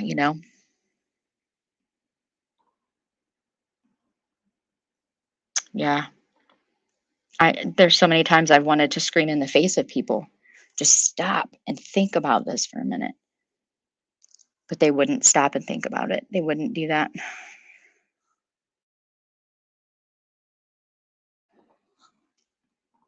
In the future, we should send families a compilation of clips so they know about the true crime YouTubers, good and bad, and instruction on how to file restraining orders in the event of a protest. Duckin Feloniez, I should probably get with you. And there's a movement happening for just that. Savage Live Media is a channel that where most of that discussion takes place. Savage Live Media and Jen, and then most of the clip channels, if not all of them. And that's exactly what's happening. Clips have already been compiled together and they keep adding to them with names of content creators, both their real name and their YouTube channel names. And we're in the process of sending them to victims advocate groups, as well as law enforcement, as well as lots of other places that are relevant to deaths and tragedies and things like that, so that we get ahead of it. That's our attempt, is to get ahead of it, for sure. I mean, there's a lot of people talking right now, like in the Quentin Simon case, because Leilani was arrested, and I'm glad she's arrested. If she's been arrested, if she's found guilty of this crime, and this is truly what she did, there's no place in society for her.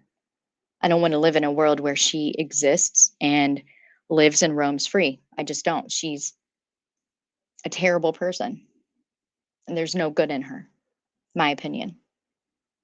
But I don't want to get ahead of the justice system. I'm not an investigator. I'm not an attorney. I'm not a judge. I'm not a jury. I'm just a person that's hoping for the best, but starting to emotionally plan for the worst. But because of these people that have intruded, I got to be honest and say it might be difficult to truly see the outcome that we should have seen for a plethora of reasons. But when it comes to evidence, whether it's a babysitter or anyone else who was directly related to or close to Quentin Simon, that precious, beautiful baby. Let's take the photos, for instance, that were sent to, Blowhole Betty, that she edited those photos and she added discoloration to make bruises pop out, and then called them bruises and then put them on her platform, and then they were spread around the place. Molly Golightly did the same thing. Justice for All did the same. They all did this. They took these photos and they went ape with them. I don't know if those photos can now be used as evidence, if they truly were bruises or evidence of abuse. Well, I don't see how they can be used now in a court of law as evidence, or that a jury will not be difficult to put together because of the way that these people just made a mockery out of the entire situation. Yeah, there's a lot of rude out here, and they just don't they don't care about our perspective or our input based on what we ourselves have gone through. And I'm not saying that I'm an important person or that I have an opinion that is better than or worth more anyone else's. I'm just another person. I've just lived a different life experience, can relate to a different perspective when it comes to cases involving the death of children. Cried as I watched that video. She was just wanting people to stop. Yes, that's all she wanted, was leave me alone. Stop talking about my daughter. Stop exploiting. Yes, I felt her pain too. I felt her pain. I literally felt her pain. I remember people bashing my son's driving on the news article. Think about the families, people. They just don't. They just don't. And they're quick to point the fingers at the family. You didn't know that your son was going to die? Do you not know how fast those dirt bikes go and that they jump 3 or 4 stories in the sky? Yes, I was well aware that they jump 3 or 4 stories in the sky, and I was well aware of how fast they go. Yes, but I apologize that when I was counting his fingers and his toes and staring into his beautiful green eyes on the day he was born, I forgot to look for the expiration date hidden somewhere on his body. Does it make you feel better to throw those type of words and accusations into the face of a parent who is already dealing with the worst, most imaginable, most painful event of their life? Does it make you feel better as a person to say and do those things? It's just gross. I'm sorry, Rena. Anyone ever said anything about your son driving and that they pointed fingers at you and belittled your pain and suffering? That's never the right thing to do or okay. When I'm very sad and nervous, I tend to make jokes and giggle with a dumb grin on my face. It's a safeguard reaction I have. I have a friend who does the same thing. I have a friend named Robin Lane who does the exact same thing. Comes from a very small town in Hawkins County, Tennessee, or around Hawkins County.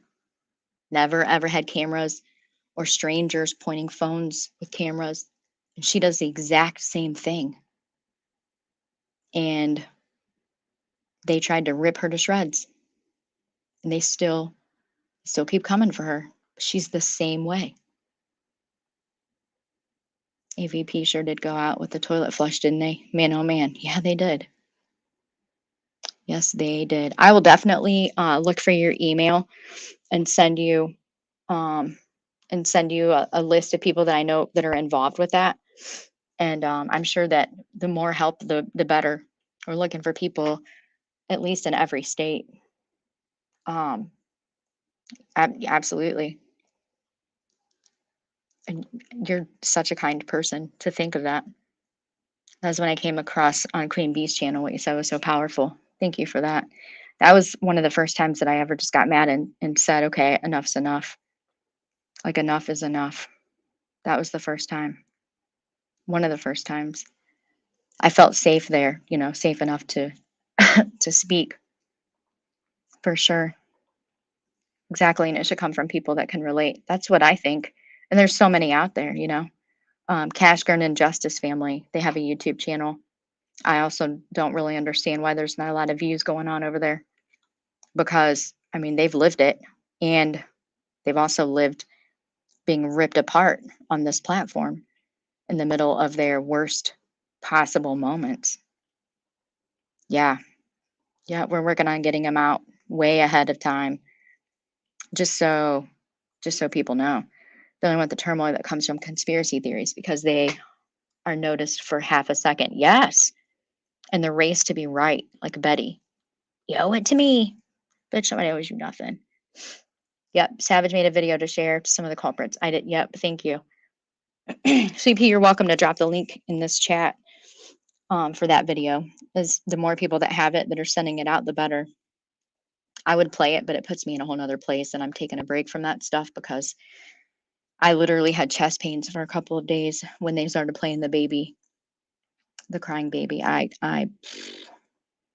crave to see my son every day. We have people taking their children out of this world. I just don't get it. I could not possibly agree more with you.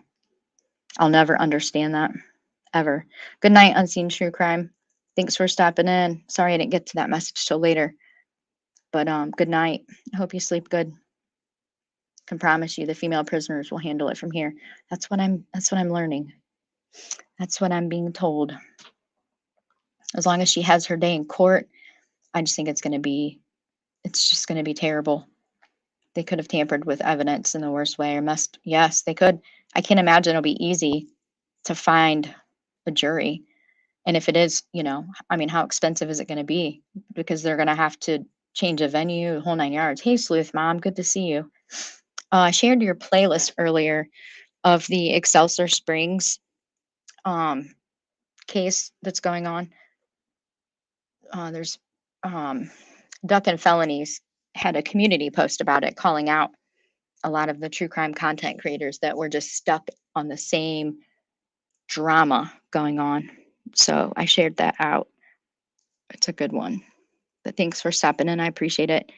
I hung out with Sleuth Mom in her chat Thanksgiving morning early. A lot of laughs over there. A lot of laughs. I don't think I could have ducked that felony if someone said that to you around me. Man, these people are just, some of these people are just absolutely, that's what they want, is the reaction.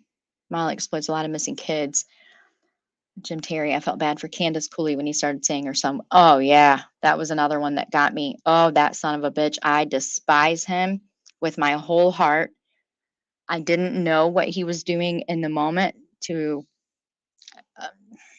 a good content creator, but he tried every which way in the world to not only put her entire identity out there, but just talk some major shit. I hate him. I absolutely will. I despise that son of a bitch. Hey, Chronicles of the Shady, it's good to see you. Really good to see you. Thanks for stopping in. Chronicles of Shady is another one of these clip channels that always has the truth exposed. For sure. Called the Chatham County District Attorney and left a message about Dolly. He said he's going to write Leilani and maybe put enough money on her book so she can call into his show. I think he'll get in trouble for that. I think that he will get in trouble for that. I don't think that they can do that. Like, put it on their, live stream it or whatnot. Yeah, Robin's a beautiful person, and it's a shame that she's been ripped to shreds. She'll never trust people again, ever. She'll never trust people again. I was doing mom things. Yeah, that never ends, does it? Now going to get in bed with my daughter so she can sleep. Good. That's awesome. That sounds so comfortable, too. You have a good night, too. Yeah. Thanks for stopping in, Bella, and I hope that you come back, and I hope that you have a good night's rest. For sure. Are you kidding me? Jimmy needs to quit that. Yeah, they're all terrible. Yeah, thanks for stopping in, Chronicles of the Shady. I appreciate you very much. I'll look for that, too. Whatever I can do to help out, I'm here. Both of my sister's sons were killed 8 years apart. Oh, my gosh. Nicholas, the oldest, died at 14 in a quad accident. Her only other child died 8 years later in a motorcycle accident. Breathless, I am so sorry. My heart hurts for you and for your sister. My son died on a dirt bike from an accident. I am so sorry. That is absolutely tragic. See, these are the situations that really hold me accountable. And the days that I feel like the worst possible, life, and I'm just ready to give up, and I just don't really care about anything in the world. I just don't want to participate. I'm not kidding you. The days that I just want to be miserable and I want to sit in the misery and wrap it around me like a security blanket, and I judge everyone else, and I self-pity and self-loathe about how unfair everything in life is.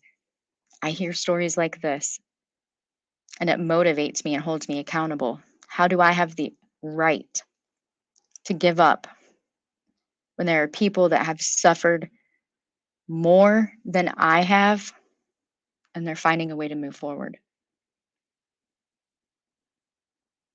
I'm so sorry, Breathless, that your sister and you and your family have all had to experience anything so tragic and terrible. And I hope that both of you are remembering to be kind to yourselves, and that there's people that are willing to understand you and hear you. And I'm so sorry. That is terrible. There's no other word. It's just terrible. I'm sorry that it's happened to you. I think it's closet cleaning day. I did that too earlier. Yeah, that's to think. I mean, just thinking about it makes my heart hurt. Thank you for sharing that, and I hope that you find growth. And if you ever want to talk, you have an open invitation here at any point in time. You or your sister both. That's so tragic. Yeah, I say all the time, I can't imagine living the rest of my life without Cody. Like, I truly can't imagine it. But I couldn't imagine having to go through that twice. Like, twice. And I would tell you how strong that you are and how strong that your sister is, but I know how that can be like a slap in the face. So I'm not going to say it. I'm going to wish it and think it.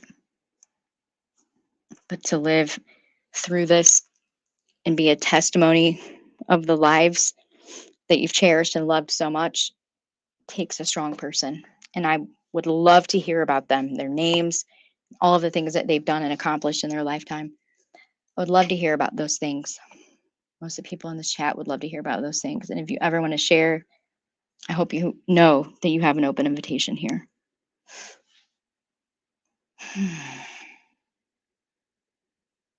That is so painful. Robin seemed like a genuine, good, caring person. And again, good night. Good night, Bella. She is. She absolutely is. She was not treated very fairly here at all.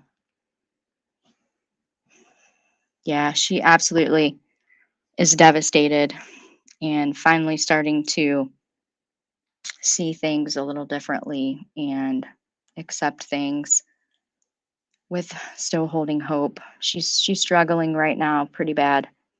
She's definitely struggling. I talk to her a little more often, and then life gets in the middle, and I love Robin to pieces. She truly is a good person, and people should have given her a chance and had a little grace and understanding, but they didn't. Horrific for our family, but somehow my sister goes on.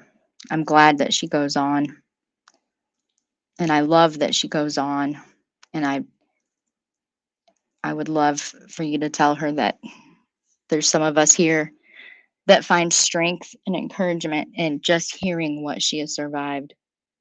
Can't imagine how she feels on the day to day or what gives her the strength, but the world is blessed because she does.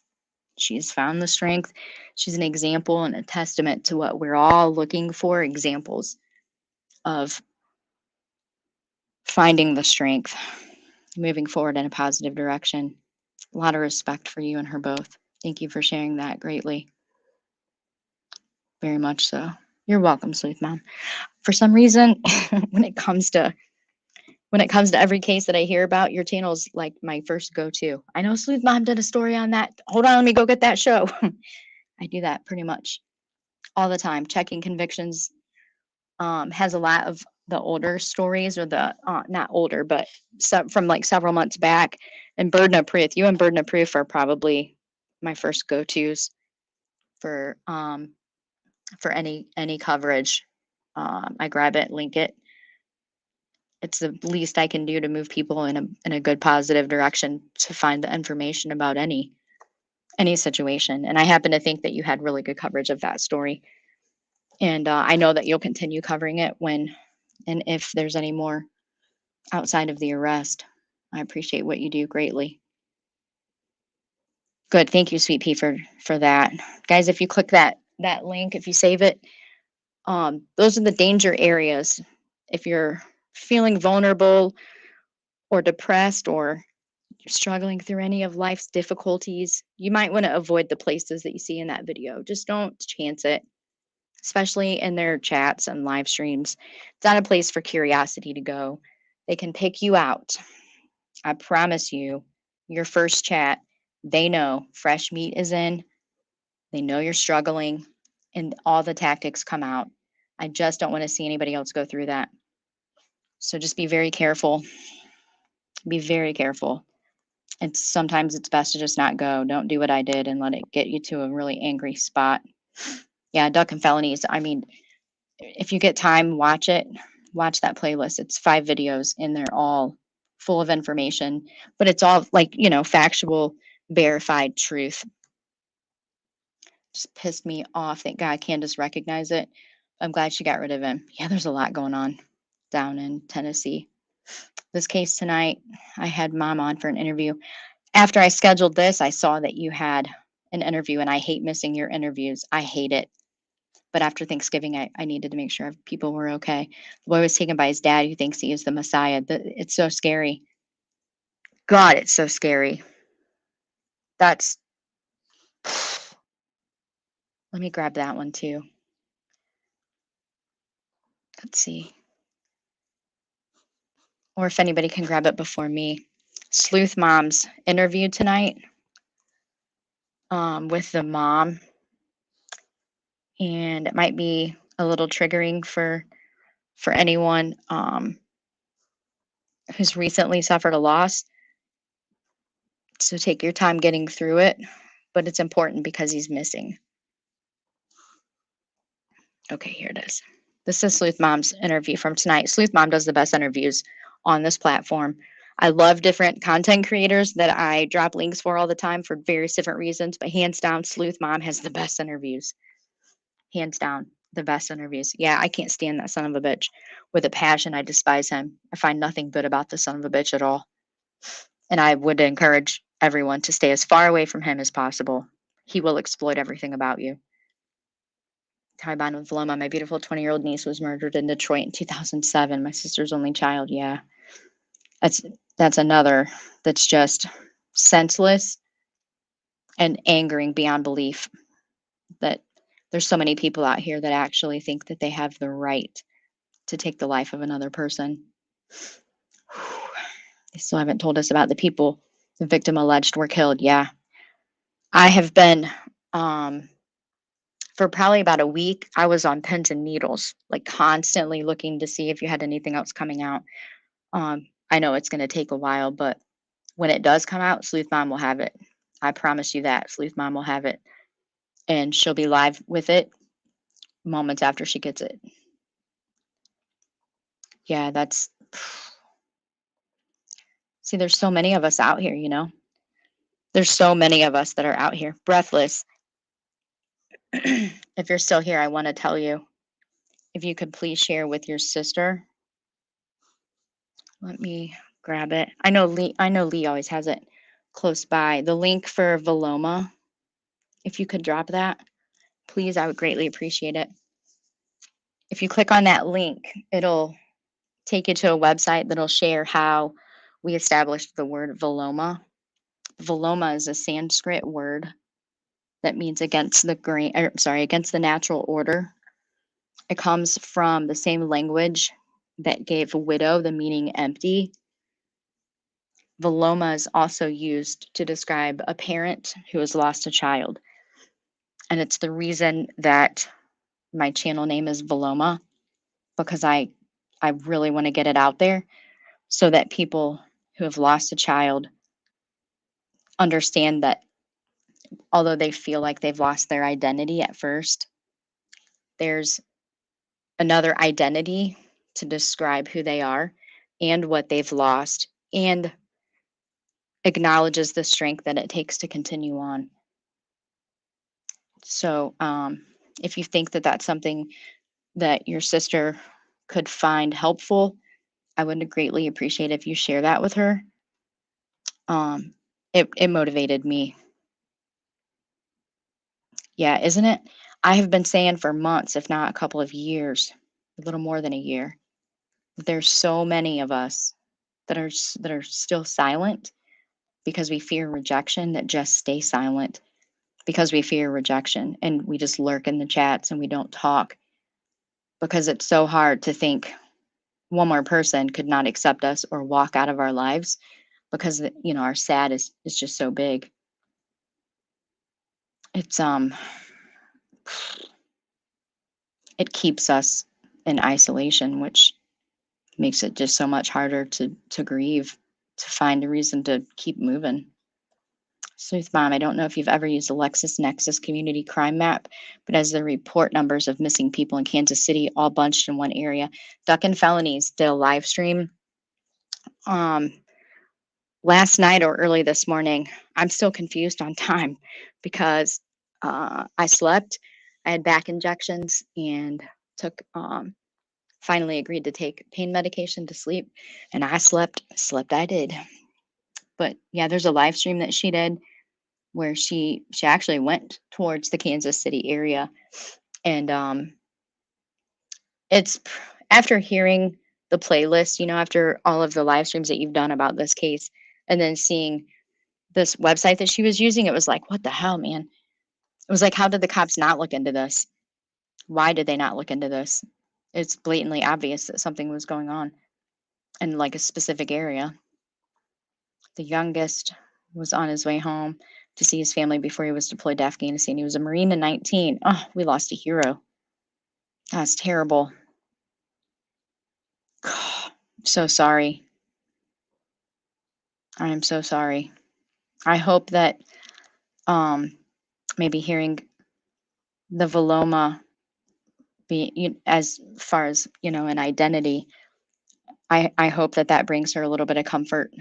It was so comforting to me. And, you know, obviously tell her she's got a support system here. If anything we can do to help, we will do.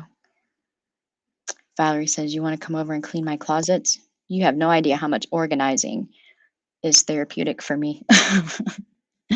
I throw a lot of stuff out though. It's hard hearing about everyone's loss. You ladies are so strong for being here and living every day bearing this grief. Thank you for that, Sleuth Mom. It's very difficult, but I've got to find a positive and motivate. Thank you for that though. Oh, Breathless, thank you for sharing and thank you for trusting us. Thank you for speaking. It's hard. I get it.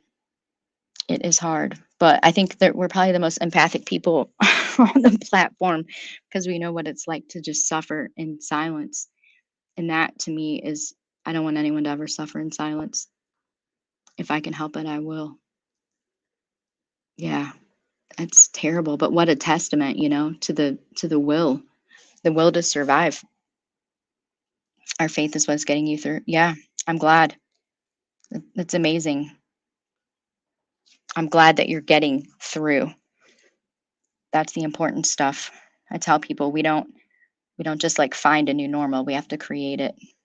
And I'm glad that she has you because I also acknowledge how hard it is to be a support system for someone who's lost a child, but I cannot fathom being a support system for someone who's lost two. It's such a testament. It's an encouragement and it's an accountability for people like me who sometimes get stuck in our own self-pity and self-loathing. To acknowledge that there are people who lose two. There's a book called Option B, and I've started reading that again for like the third time because it's full of stories like this that really make me not belittle my loss, and it doesn't make it hurt any less. But it shows it shows me that there are people before me and there will be people after me that will also lose greatly, and that they find the strength to build from the ashes, so to speak, to find a passion from the pain, to find a purpose, and they don't give up. They don't give in to suicide. They don't give in to drugs and alcohol. They don't give in to any other addiction. They somehow lean into it and walk through it, come out the other end very different. And you never feel the same as you did before. But they're amazing people, and their journeys are not to be belittled. Their journeys are definitely not to be taken for granted. The amount of strength that it takes after losing two sons, I cannot imagine. I cannot imagine. Mm. I hope you don't drop, Valerie, don't drop a bowling ball on your foot. Yeah, people like her give me strength. I literally could probably go clean my entire house right now thinking about what she's gone through. I could probably sit down and write 6 chapters of a book. I mean, there's so many things that it motivates you to want to do. It's like an instant energy, but for a positive for a positive reason. I wish I could explain it. It's another one of those over 10 emotions that you just don't have words to explain. Has there been any updates in the Shanquilla case? Deets on the Streets did post a video of interviews. I can play that. For sure I can play that. Okay, so I have another video. Do you guys remember when I tried to play Brene Brown yesterday? And it was ugly. It kicked me. It was like, no, you can't do that. Oh no. Sooth Mom says sorry for the typos. Junior has a cold. Oh, JR has a cold, so she woke up coughing, so I'm holding her. Oh, bless her loving heart. Occasionally she hits send and I'm typing. Don't worry about it. We can overlook all of that stuff. I don't think I've even seen much, but from anybody, but we can overlook that as long as that baby is okay. Hug her for me. I can't stand when babies get sick. I just would give my whole left arm and my right leg to make them better. Oh, it's so terrible. It's like the worst feeling in the world. Got all the links, what you need. Just trying to make everyone laugh a little bit. Yeah. Well, so here's what I have left. I have the Brene Brown that I recorded and downloaded and uploaded myself. And I have a funny video from Dazed and Confused. And oh, I already have it. I have the wait a minute. Oh, that's Sleuth Mom's video from Talem Berry missing interview with his mother Autumn. Did I drop the link for that? I don't think I did. Even if I did, it doesn't hurt to drop it twice. Let me drop it again. This is for Sleuth Mom. Look at me. Sleuth Mom's interview with mother of Talem Berry, who is missing.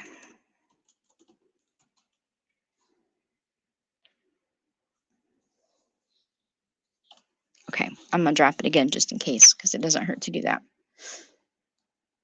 Okay, let me.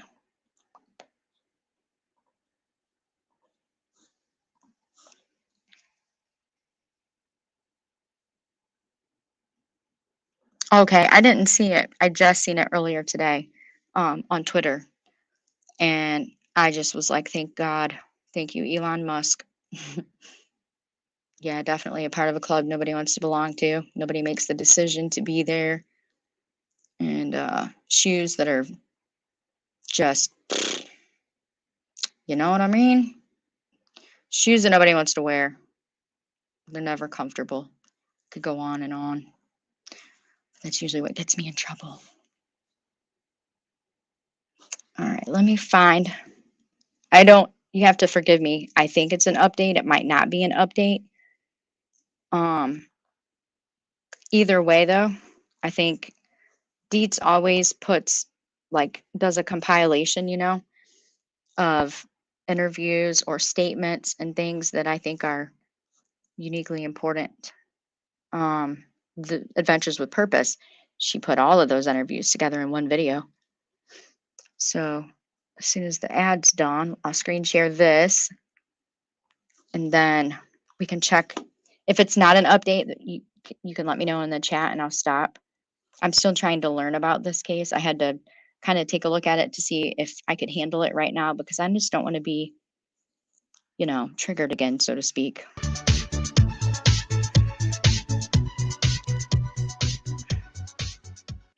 Okay, let me show you first. This was posted an hour ago. Friends that were with her in Mexico Okay. Both went on separate live streams to give their accounts of what happened. Here's a compilation of both. So I'll start to play this, and then if it's something that everybody has seen, or if it's not like any kind of an update, or if it's not of interest, just let me know, and then I'll stop. I can't rush her.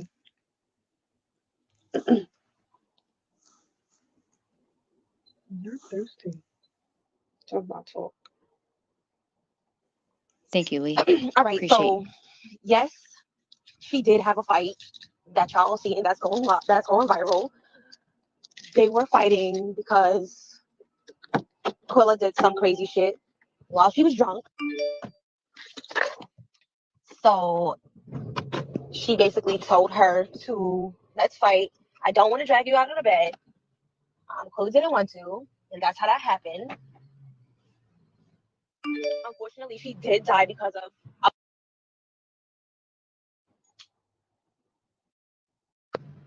on the bed.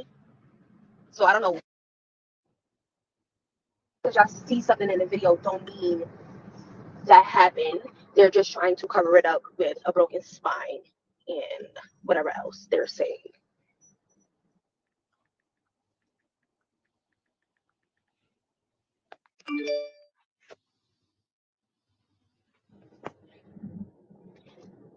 You all like y'all. I was not fighting in the video. So the person that was fighting in the video is not up here, and she can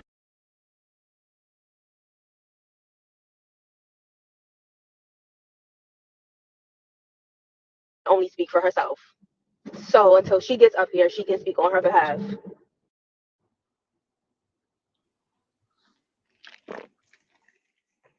I was muted. I'm sorry for stopping it again. Good night, Rena. Thanks for stopping in and hanging out, and I hope to see you tomorrow. Take care of yourself.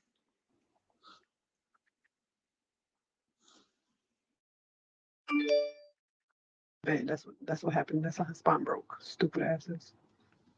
That's not me. That's the video with the beeps.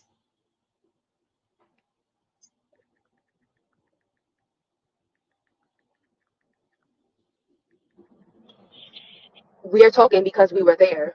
There's multiple people there, not just the girl that was fighting. So I'm confused with what's the question you're trying to ask.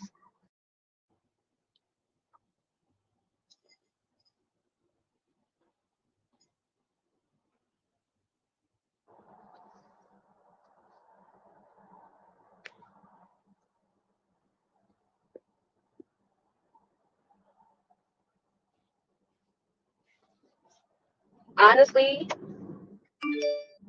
if me and my friend is going through something, we gonna fight it out. So that's just that. Nobody's gonna jump in, and that's just what happened.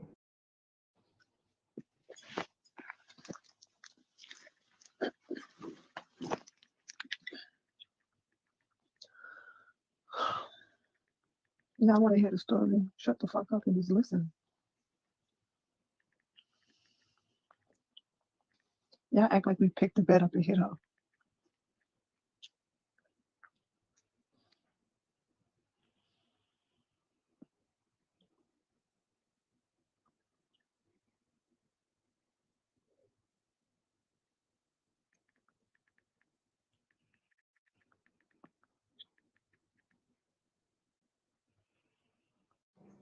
After she fell, she was not dead.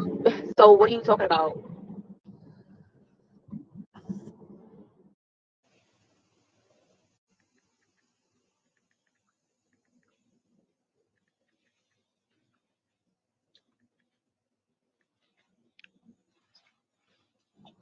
Y'all can ask questions, we will answer them. But if y'all gonna be negative, we're just gonna start blocking people.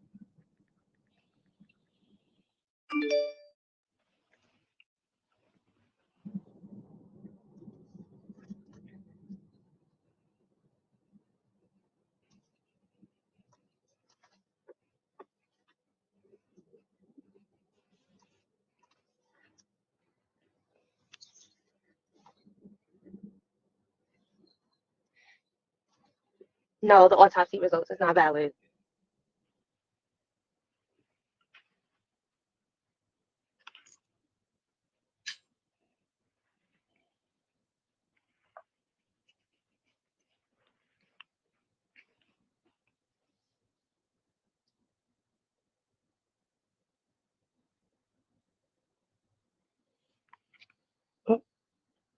I'm gonna block you.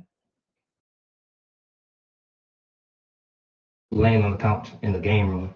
The fucking villa was like a big ass mansion, no upstairs, all tile on the wall, tile on the floor, straight tile, nothing else. It was just a big ass villa. And I don't know if y'all can view it on the website. Go to Cabo Villas and look at how big this is and what it looked like. But you're gonna see. So when I got there, she was in the game room.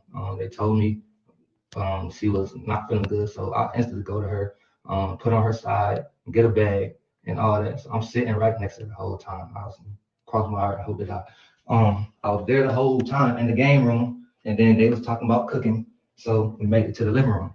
I put on some soft music, sitting with her, rubbing her head, just chilling, waiting until the nurse came, because that's what I was informed that was happening. At first, I was told that it was a male coming, and then a female showed up. So by that time, well, I skipped another thing. Quilla wasn't found dead. She wasn't found dead. The maids found her slumped over the toilet in her room.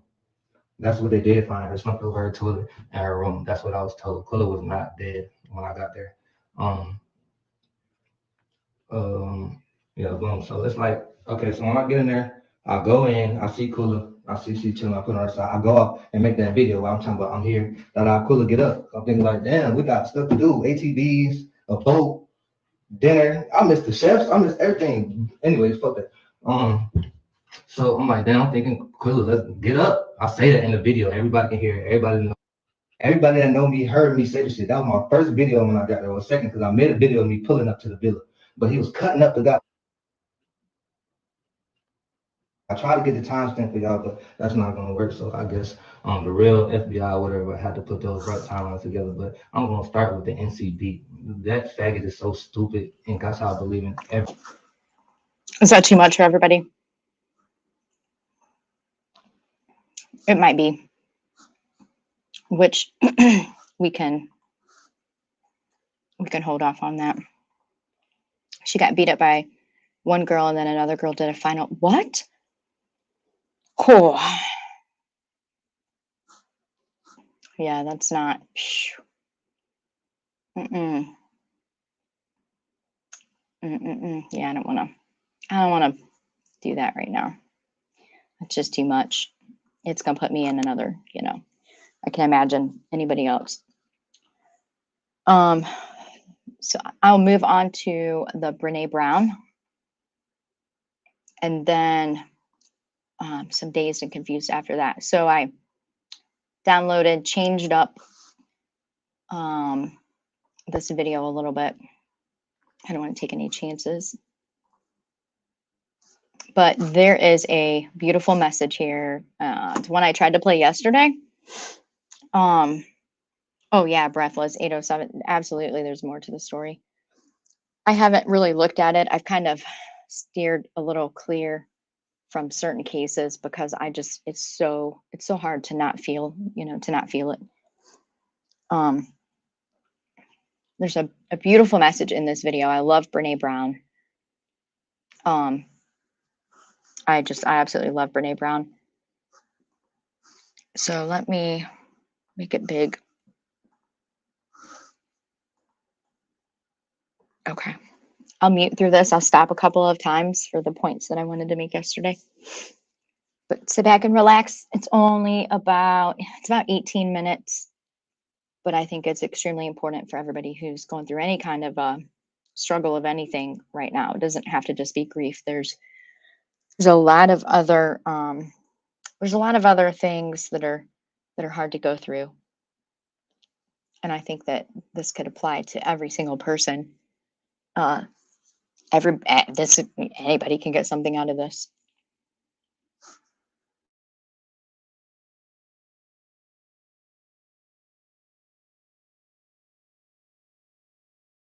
Hear it, something shifts inside of you. And so my story is that I am a researcher, and I never thought I would have a big public career. And so I did it. I'm sorry, it's not the best as far as like visuals. I'm new to this stuff, and I tried to get it done today. I tried to do it all at once, kind of rushing. So it's not the best to look at. I did the best I could, though, y'all. TED Talk that went very viral. And in the wake of that, I was kind of everywhere for a couple of months on every CNN.com, NPR, It was everywhere, and something I wasn't used to. And the marching orders from my therapist and my husband were, do not read the comments online. So I read all the comments online. And so one morning, I woke up and there were 2 or 3 new articles out, and I started reading the comments. And they were devastating. They weren't about my work, they were about me. They were super personal. And they were the things that creative people play in their mind and then give up doing what they really want to do. Like if I asked every single one of you, you would try, what would you try if you knew people would never say this about you? What would this be? Those were the comments that morning. Of course she embraces imperfection. What choice does she have? Look how she looks. Guys, when when we talk about making the decision to get unstuck from whatever place in your grief that you're at, or whatever decision that you need to make, when we think about making that decision to do what's best for us, the first thing that goes through our mind is the thoughts of other people. I just wanted to acknowledge that when it comes to grief, how I say it's a conscious decision that you have to make every day, but I have to also acknowledge that a lot of times it's difficult because we worry about how other people are going to react or what they're going to say. And that's kind of the whole point of this message. I feel sorry for her kids. Less research, more Botox. Just mean personal attacks, the things that really, up until that moment, had inspired me to stay very small in my life and my career, just so I could avoid those things. So that morning, Steve and the kids leave. I stay home. I get on the couch and I watch 8 hours of Downton Abbey. And when it's over, I don't want to turn off Downton Abbey. Because the minute you turn off Downton Abbey, then it's like soccer practice and dinner and back to the mean people. And maybe, should I get Botox? And maybe if I stand still when I talk. So I get out my laptop and I do a search for who was president in the United States during the Downton Abbey era. Have you ever done that? Like you're numbing with TV or a movie, and so when it's over, you just like stay in that space by like learning more about the actors and what's going on. I've been doing this long enough to know this is like, you're laughing with me, not at me. So I put it in, and Theodore Roosevelt comes up, and a quote comes up. And I read it, and this is what it says. It's a quote from a speech that he gave in the early 1900s at the Sorbonne, and a lot of people call it the Man in the Arena speech. And this is the passage that changes my life. It's not the critic who counts. It's not the man who points out how the strong man stumbles or where the doer of deeds could have done it better. The credit belongs to the person who's actually in the arena, whose face is marred with blood and sweat and dust, who at the best, in the end, knows the triumph of high achievement, and who at worst, if he fails daring greatly. So the moment that I read that, I closed my laptop, and this is what shifted in me. 3 huge things. First, I've spent the last 12 years studying vulnerability, and that quote was everything I know about vulnerability. It is not about winning, it's not about losing, it's about showing up and being seen. The second thing, this is who I want to be. I want to create. I want to make things that didn't exist before I touched them. I want to show up and be seen in my work and in my life. And if you're going to show up and be seen, there is only one guarantee, and that is you will get your ass kicked. That is the guarantee. That's the only certainty you have. If you're going to go in the arena and spend any time in there whatsoever, especially if you've committed to creating in your life, you will get your ass kicked. So you have to decide at that moment, I think for all of us, if courage is a value that we hold, this is a consequence. You can't avoid it. The third thing, which really set me free, and I think Steve, my husband, would argue has made me somewhat dangerous, is kind of a new philosophy about criticism, which is this. if you're not in the arena also getting your ass kicked, I'm not interested in your feedback. Period. That's it.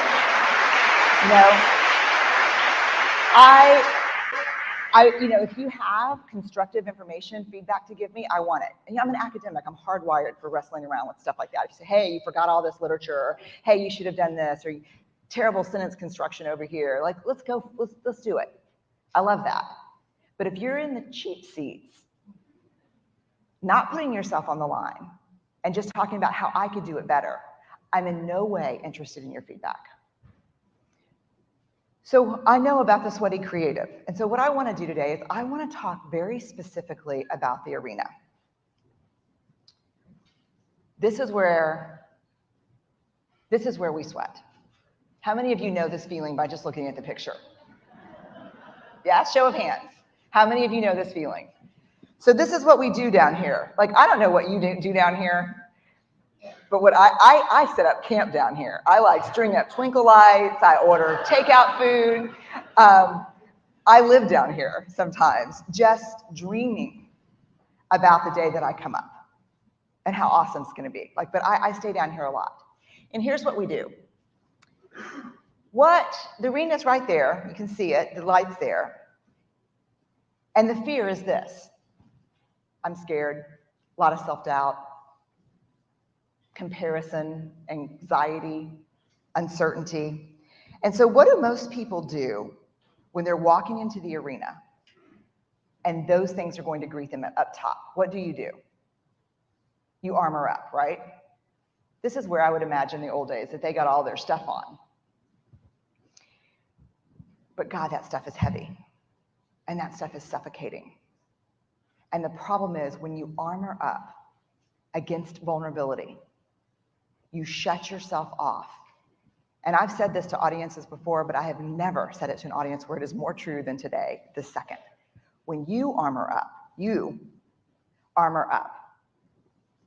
in this hallway, you shut yourself off from everything that you do and that you love. Because vulnerability is certainly a part of fear and self-doubt and grief and uncertainty and shame, but it's also the birthplace of these.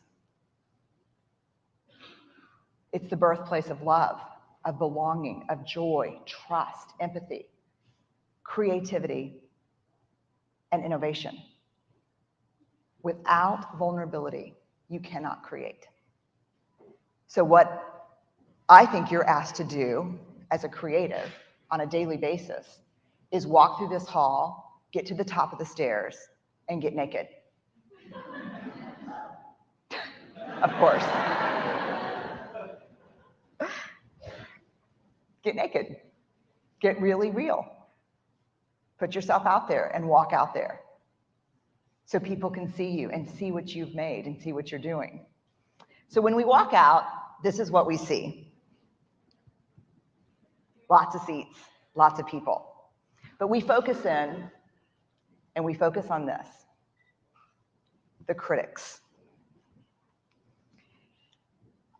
I used to think the best way to put your work out into the world is to make sure the critics are not in the arena. But you have no control over who's in the arena.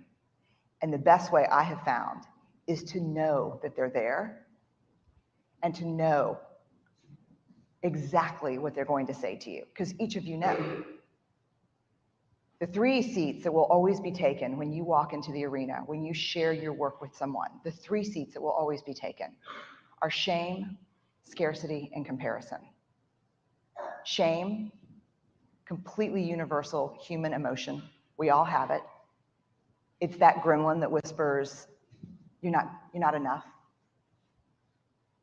Or if you're feeling pretty confident, like this is, I went through this when Scott was talking, I went back and forth from like a ping pong table with gremlins, back from, oh my God, I'm not enough, to, I can do this. I can totally do, oh, who do you think you are? That's the other gremlin. That's how it works. Like, look at you, big for your britches. I clearly have Texas gremlins. I don't know that everyone says too big for their britches, but that's what my gremlins say.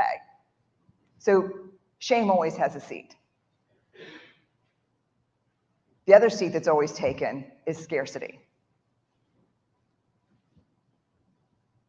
What am I doing what am I doing that's original? Everyone else is doing this. 150 people are doing it who are better trained than I am. What am I contributing? Does this really matter? The third seat, always comparison. How many of you ever struggle with comparison? Oh my God, comparison is a nightmare. You know, I made a pact not to talk to anyone in the green room because what I was afraid that I would end up doing is say, so what are you talking about? That's interesting because I'm going first. And so if it sounds super good and I think I suck comparatively, I may say that. And then I'm catching a flight to Dallas. Comparison is always there. The fourth seat I left open for you. You got to know who's in the fourth seat. Is it a teacher? Is it a parent? Is it a shitty ex-coworker? Am I the only one that's ever had one of those? The thing is, I don't care what people think. I don't worry about the critics in the arena. Sends a huge red flag up for me. We're hardwired for connection. When we stop caring what people think, we lose our capacity for connection. When we become defined by what people think, we lose our capacity to be vulnerable. Not caring what people think is its own kind of hustle. Trust me.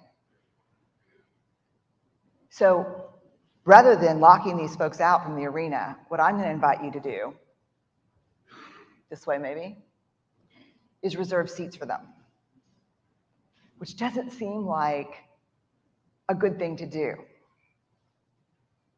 But I have 13,000 pieces of data, and I've done this work for 12 years. And what I have found and what I have learned from these folks and then try to apply it in my own life that has changed my life is to reserve a seat, to take the critics to lunch, and to simply say when I'm trying to do something new and hard and original, and I'm trying to be creative and I'm trying to innovate, to say, I see you, I hear you, but I'm going to show up and do this anyway. And I've got a seat for you, and you're welcome to come, but I'm not interested in your feedback. The other piece that's tough is, to me, if you're going to spend your life in the arena, if you're going to spend your life showing up, really showing up, there's a couple things that you need. The first is a clarity of values. You have to, like, I know, like when I came out here, I knew I could screw this completely up. I could get booed off stage, bad things could happen, but I don't have a choice because if courage is my value, I have to do this. Whether it's successful or not is irrelevant. So a real clarity of values is important. The other thing is you got to have at least one person in your life who's willing to pick you up and dust you off and look at you when you fail, which hopefully you will, because if you're not failing, you're really not showing up. But who is willing to look at you when you fail and say, man, that sucked. Yeah, it was totally as bad as you thought. But you were brave. And let's get you cleaned up, and because you're going to go back in. And this is someone who loves you not despite your imperfections and vulnerabilities, but because of them. And they should have great seats in the arena. Like I forgot for 5, 10, for a decade, I forgot to invite these people into my arena. Because, you know, it's the old, I always want to say Karl Marx, but it's Groucho Marx difference. I'm a social worker. We read a lot more Karl than Groucho. I didn't want to belong to a club that would let me in. I forgot to invite people because I thought, if you're my fan, if you're here supporting me, how important could you be? Like, I'm trying to win over the people who hate me. You simply love me. You simply hold my hair back when I'm puking. You pay bills with me and raise kids with me. How important could you be? I'm looking for the stranger in the mall. That's who I'm trying to win over.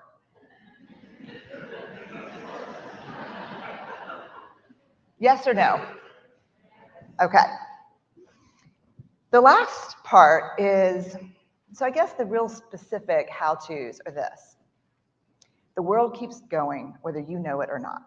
The critics are in the arena, whether you identify them and think about the messages that keep us small. They're there, whether you do that or not. What I have found in my life and what I've found in my research, which fueled what I did in my life, is that the people who have the most courage, who are willing to show up and be the most vulnerable, are the ones who are very clear about who the critics are. The ones who reserve seats for them and say, I hear you, I get it, I know where the messaging's coming from, I'm not buying it anymore. So to get very clear, the last thing, which I think is the hardest, is this. One of these seats needs to be reserved for you. One of these seats needs to be reserved for me. I need, when we look up and we're putting an idea, our piece of art, our design forward, who do you think the biggest critic in the arena normally is? Yourself. And so definitely me. Like, I have never watched either of those TED Talks because it's not in service of the work for me. And I try to do things that are only in service of my work, because what would it serve for me to watch it? I would sit there and go, oh my God, suck in your stomach. Oh my God, that's not what you were going to say. You know, we're so self-critical. And one of the things that I think happens, and I think this happens a lot, it happens in different professions, but I think I see it a lot with creatives, is there is an ideal of what you're supposed to be. And what a lot of us end up doing is we orphan the parts of ourselves that don't fit what that ideal is supposed to be. And what it leaves when we orphan all those parts of us is it just leaves the critic. And so reserved in this seat is this: where we came from, how we started, our families, that's me, the oldest, of course.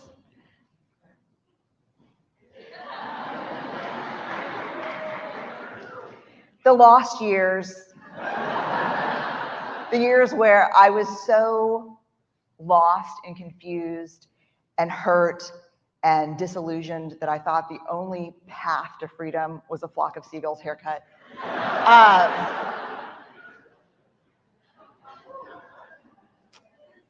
The higher the hair, the closer to God, we say in Texas. The people who love us, the moments that make us who we are. And in that share should be this person. The person who believes in what we're doing and why we're doing it. And the person who says,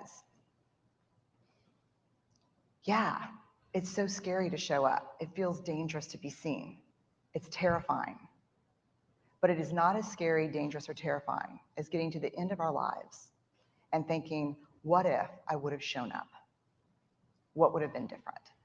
So here's to Sweaty Creatives. Thank y'all for having me here today. I really appreciate it.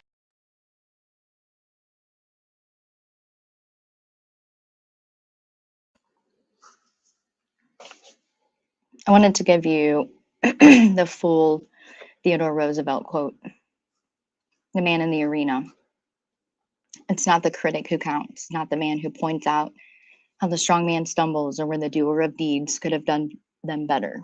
The credit belongs to the man who is actually in the arena, whose face is marred by dust and sweat and blood, who strives valiantly, who errs, who comes short again and again, because there is no effort without error and shortcoming, but who does actually strive to do the deeds, who knows great enthusiasms, the great devotions, who spends himself in a worthy cause, who at the best knows in the end the triumph of high achievement, and who at the worst, if he fails, at least fails while daring greatly, so that his place shall never be with those cold and timid souls who neither know victory nor defeat.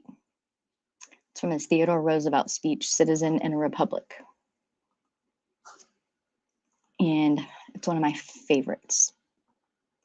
That was very motivating for me in a difficult time, several difficult times. Sorry about the screen rotation. I now know that to turn that off if I'm screen recording and moving around about the house. But I thought it was important. It's a very important message, I think, for anyone who's struggling. My cousin came over because she needs a place to stay tonight. I'll be listening. Oh, absolutely. Lise, thank you for your help. We're about done anyway. Just about finished. I want to leave you with some comedy. And I found it here in Dazed and Confused. Everybody knows who this person is. And she's a very, I don't even have the words, to be honest with you. I'm not going to try. Whew. We love you too, Lise. Thank you for being here and always, always, always helping, being so positive and encouraging. I appreciate it so much more than I can ever tell you. So I want to play this clip. If you find yourself dancing about, I think that's cool, because I did too. This is Dazed and Confused, the complete version of Backdoor Jody. And you'll see she appreciates the song herself. Oh, this is funny. If I come over later, baby, let me be your Backdoor Jody. Oh yeah, I'll be your Backdoor Jody. Let me be your Backdoor Jody. Oh yeah, I'll be your Backdoor Jody. She said, I'm happy to go in a minute, yeah. And she already watched that kid, She said the kids all snuggling in bed real tight. Oh, that ain't Out the funny. window, and the neighbor tell her turn up the light. Now, baby girl, before I come over, yeah, it's one thing that you should know, yeah. I know this address look familiar to me, because the other day I was freaking your neighbor next door. She said she got a man, and some nosy neighbors, but she can see me if I don't. If I come over later, baby, let me be your Backdoor Jody. Oh yeah, I'll be your Backdoor Jody. Let me be your Backdoor Jody. Oh yeah, I'll be your Backdoor Jody. That's all I want. And you can say what you want about Jody, yeah. Yo, Jody don't mean no harm. Oh no, no harm. Don't blame me for pleasing your lady, yeah. Well, she only trying to get her some. That lady only trying to get her some. See, I respect what you got going on. Yeah, I respect what you got going on. That's why I made sure that you wasn't home. Yeah, I did. Everybody dance with me like Fluffy. You want to? Let's do She got to Fluffy make it dance. all about Benny. That little 40 that she got from Arthur, y'all. I gave her 40 more to get her phone turned on. But she did say I got a man. It's a nosy neighbor. But she can see me in the back door. If I come over later, baby, let me be your Backdoor Jody. Oh yeah, I'll be your Backdoor Jody. Let me be your Backdoor Jody. Oh yeah, I'll be your Backdoor Jody. Oh, Daisy is awesome. You enjoy, baby girl? Y'all know damn good and well that motherfucker never moves his feet. And when he's in the club, he only be grinding. One move. He's a 3-pump chump and a 2-move white boy. Yeah. You guys, this couldn't be more funny. I swear to you, it couldn't. There's 24 people viewing. Hey, lurkers, good to see you. Thanks for stopping in. I hope you're all doing good and remembering to be kind to yourself. We do also have fun here from time to time and care about people. Yeah. Oh, yeah, I said the same thing. I don't think she's listening to the words though. So I wanted to thank everybody for spending some time with me this evening. I can't tell you how much I appreciate it. It's good to know everybody got through the holiday, and we'll be together coming up into Christmas. Don't forget to be kind to yourself, and remember your record for getting through all of the difficult days is 100%. And I have so much respect for all of you. I absolutely adore all of you. Thank you so much. I'm going to let Jody and Dazed and Confused play us out with the rest of this. She's going to play it again. She's going to jam out. She's going to talk a little bit about Benny, or she's going to pull Benny's moves. But I think it's entertaining. And yeah, I think it's a good way to end. So thank you all for being here tonight. I'm going to mute, let this play out. When it's over, I'll end, and I will see everybody tomorrow night. Probably a little earlier, a little earlier tomorrow. If I'd have known Sleuth Mom was going on at 10, I would have tried to do this earlier. But check out those links that were spread throughout the chat this evening. There's some amazing content creators doing amazing things, and I strongly encourage everybody to check those out for your real true crime feed. I told you would. 1-0. I think we gotta get here, bro. I want to play it again because I like it. Your man ain't doing you right. Call Twine. I heard you leave and come back when you want to. You don't need that. And that ain't the way you need to be treated. I'm gonna turn y'all on to something. So you know you can call Jody, right? She said she got a man, and some nose and neighbors, but she can see me in the bike though. If I come over later, baby, let me be your bike though, Jody. Oh yeah, I'll be your bike though, Jody. Let me be your. I don't know. I can't even I can see the 3 continuous moves he does in the head, but I can't recreate them. They're so bad. It's close though. Bike don't Jody, bike don't Jody. Oh yeah, I'll be your bike don't Jody. Baby, she said a man finna go when I mean it, yeah. And she already watched that kid, She said the kids all snuggled in bed real tight, And she looked out the window, and the neighbor tell her turn the light.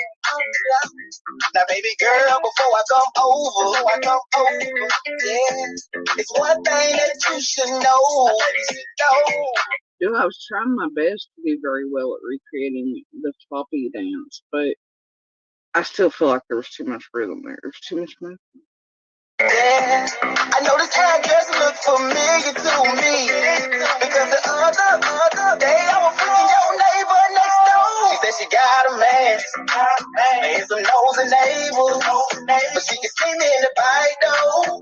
If I come over later, baby, let me be your bike though, Jody. Oh yeah, I'll be your bike though, Jody. Let me be your bike though, Jody. Oh yeah, I'll be your bike though, Jody. That's all I want. And you can say what you want about Jody, yeah. Yo, Jody don't mean no harm, no harm. Don't blame me for pleasing your lady, but she only trying to get her some. Okay, mud pie says floppy goes left, right, elbows tight, wrench. Yeah. They only trying to get her some. See, I respect what you got going on. That's why I made sure that you. I think he throws a little Macarena in there too, though. You know, fuck. You went home, I didn't come home. California that she got from Arthur, y'all. I gave her 40 more to get her phone turned on, but she did say she got a man, and some nosy neighbors, but she can see me in the bike though. If I come over later, baby, let me be your bike though, Jody. Oh yeah, I'll be your bike though, Jody. Let me be your bike though, Jody. Oh yeah, I did alright though, Jody. Yes, okay, baby, yes, okay. You enjoy, baby girl? I told you would. 1-0. I think we gotta get here, bro.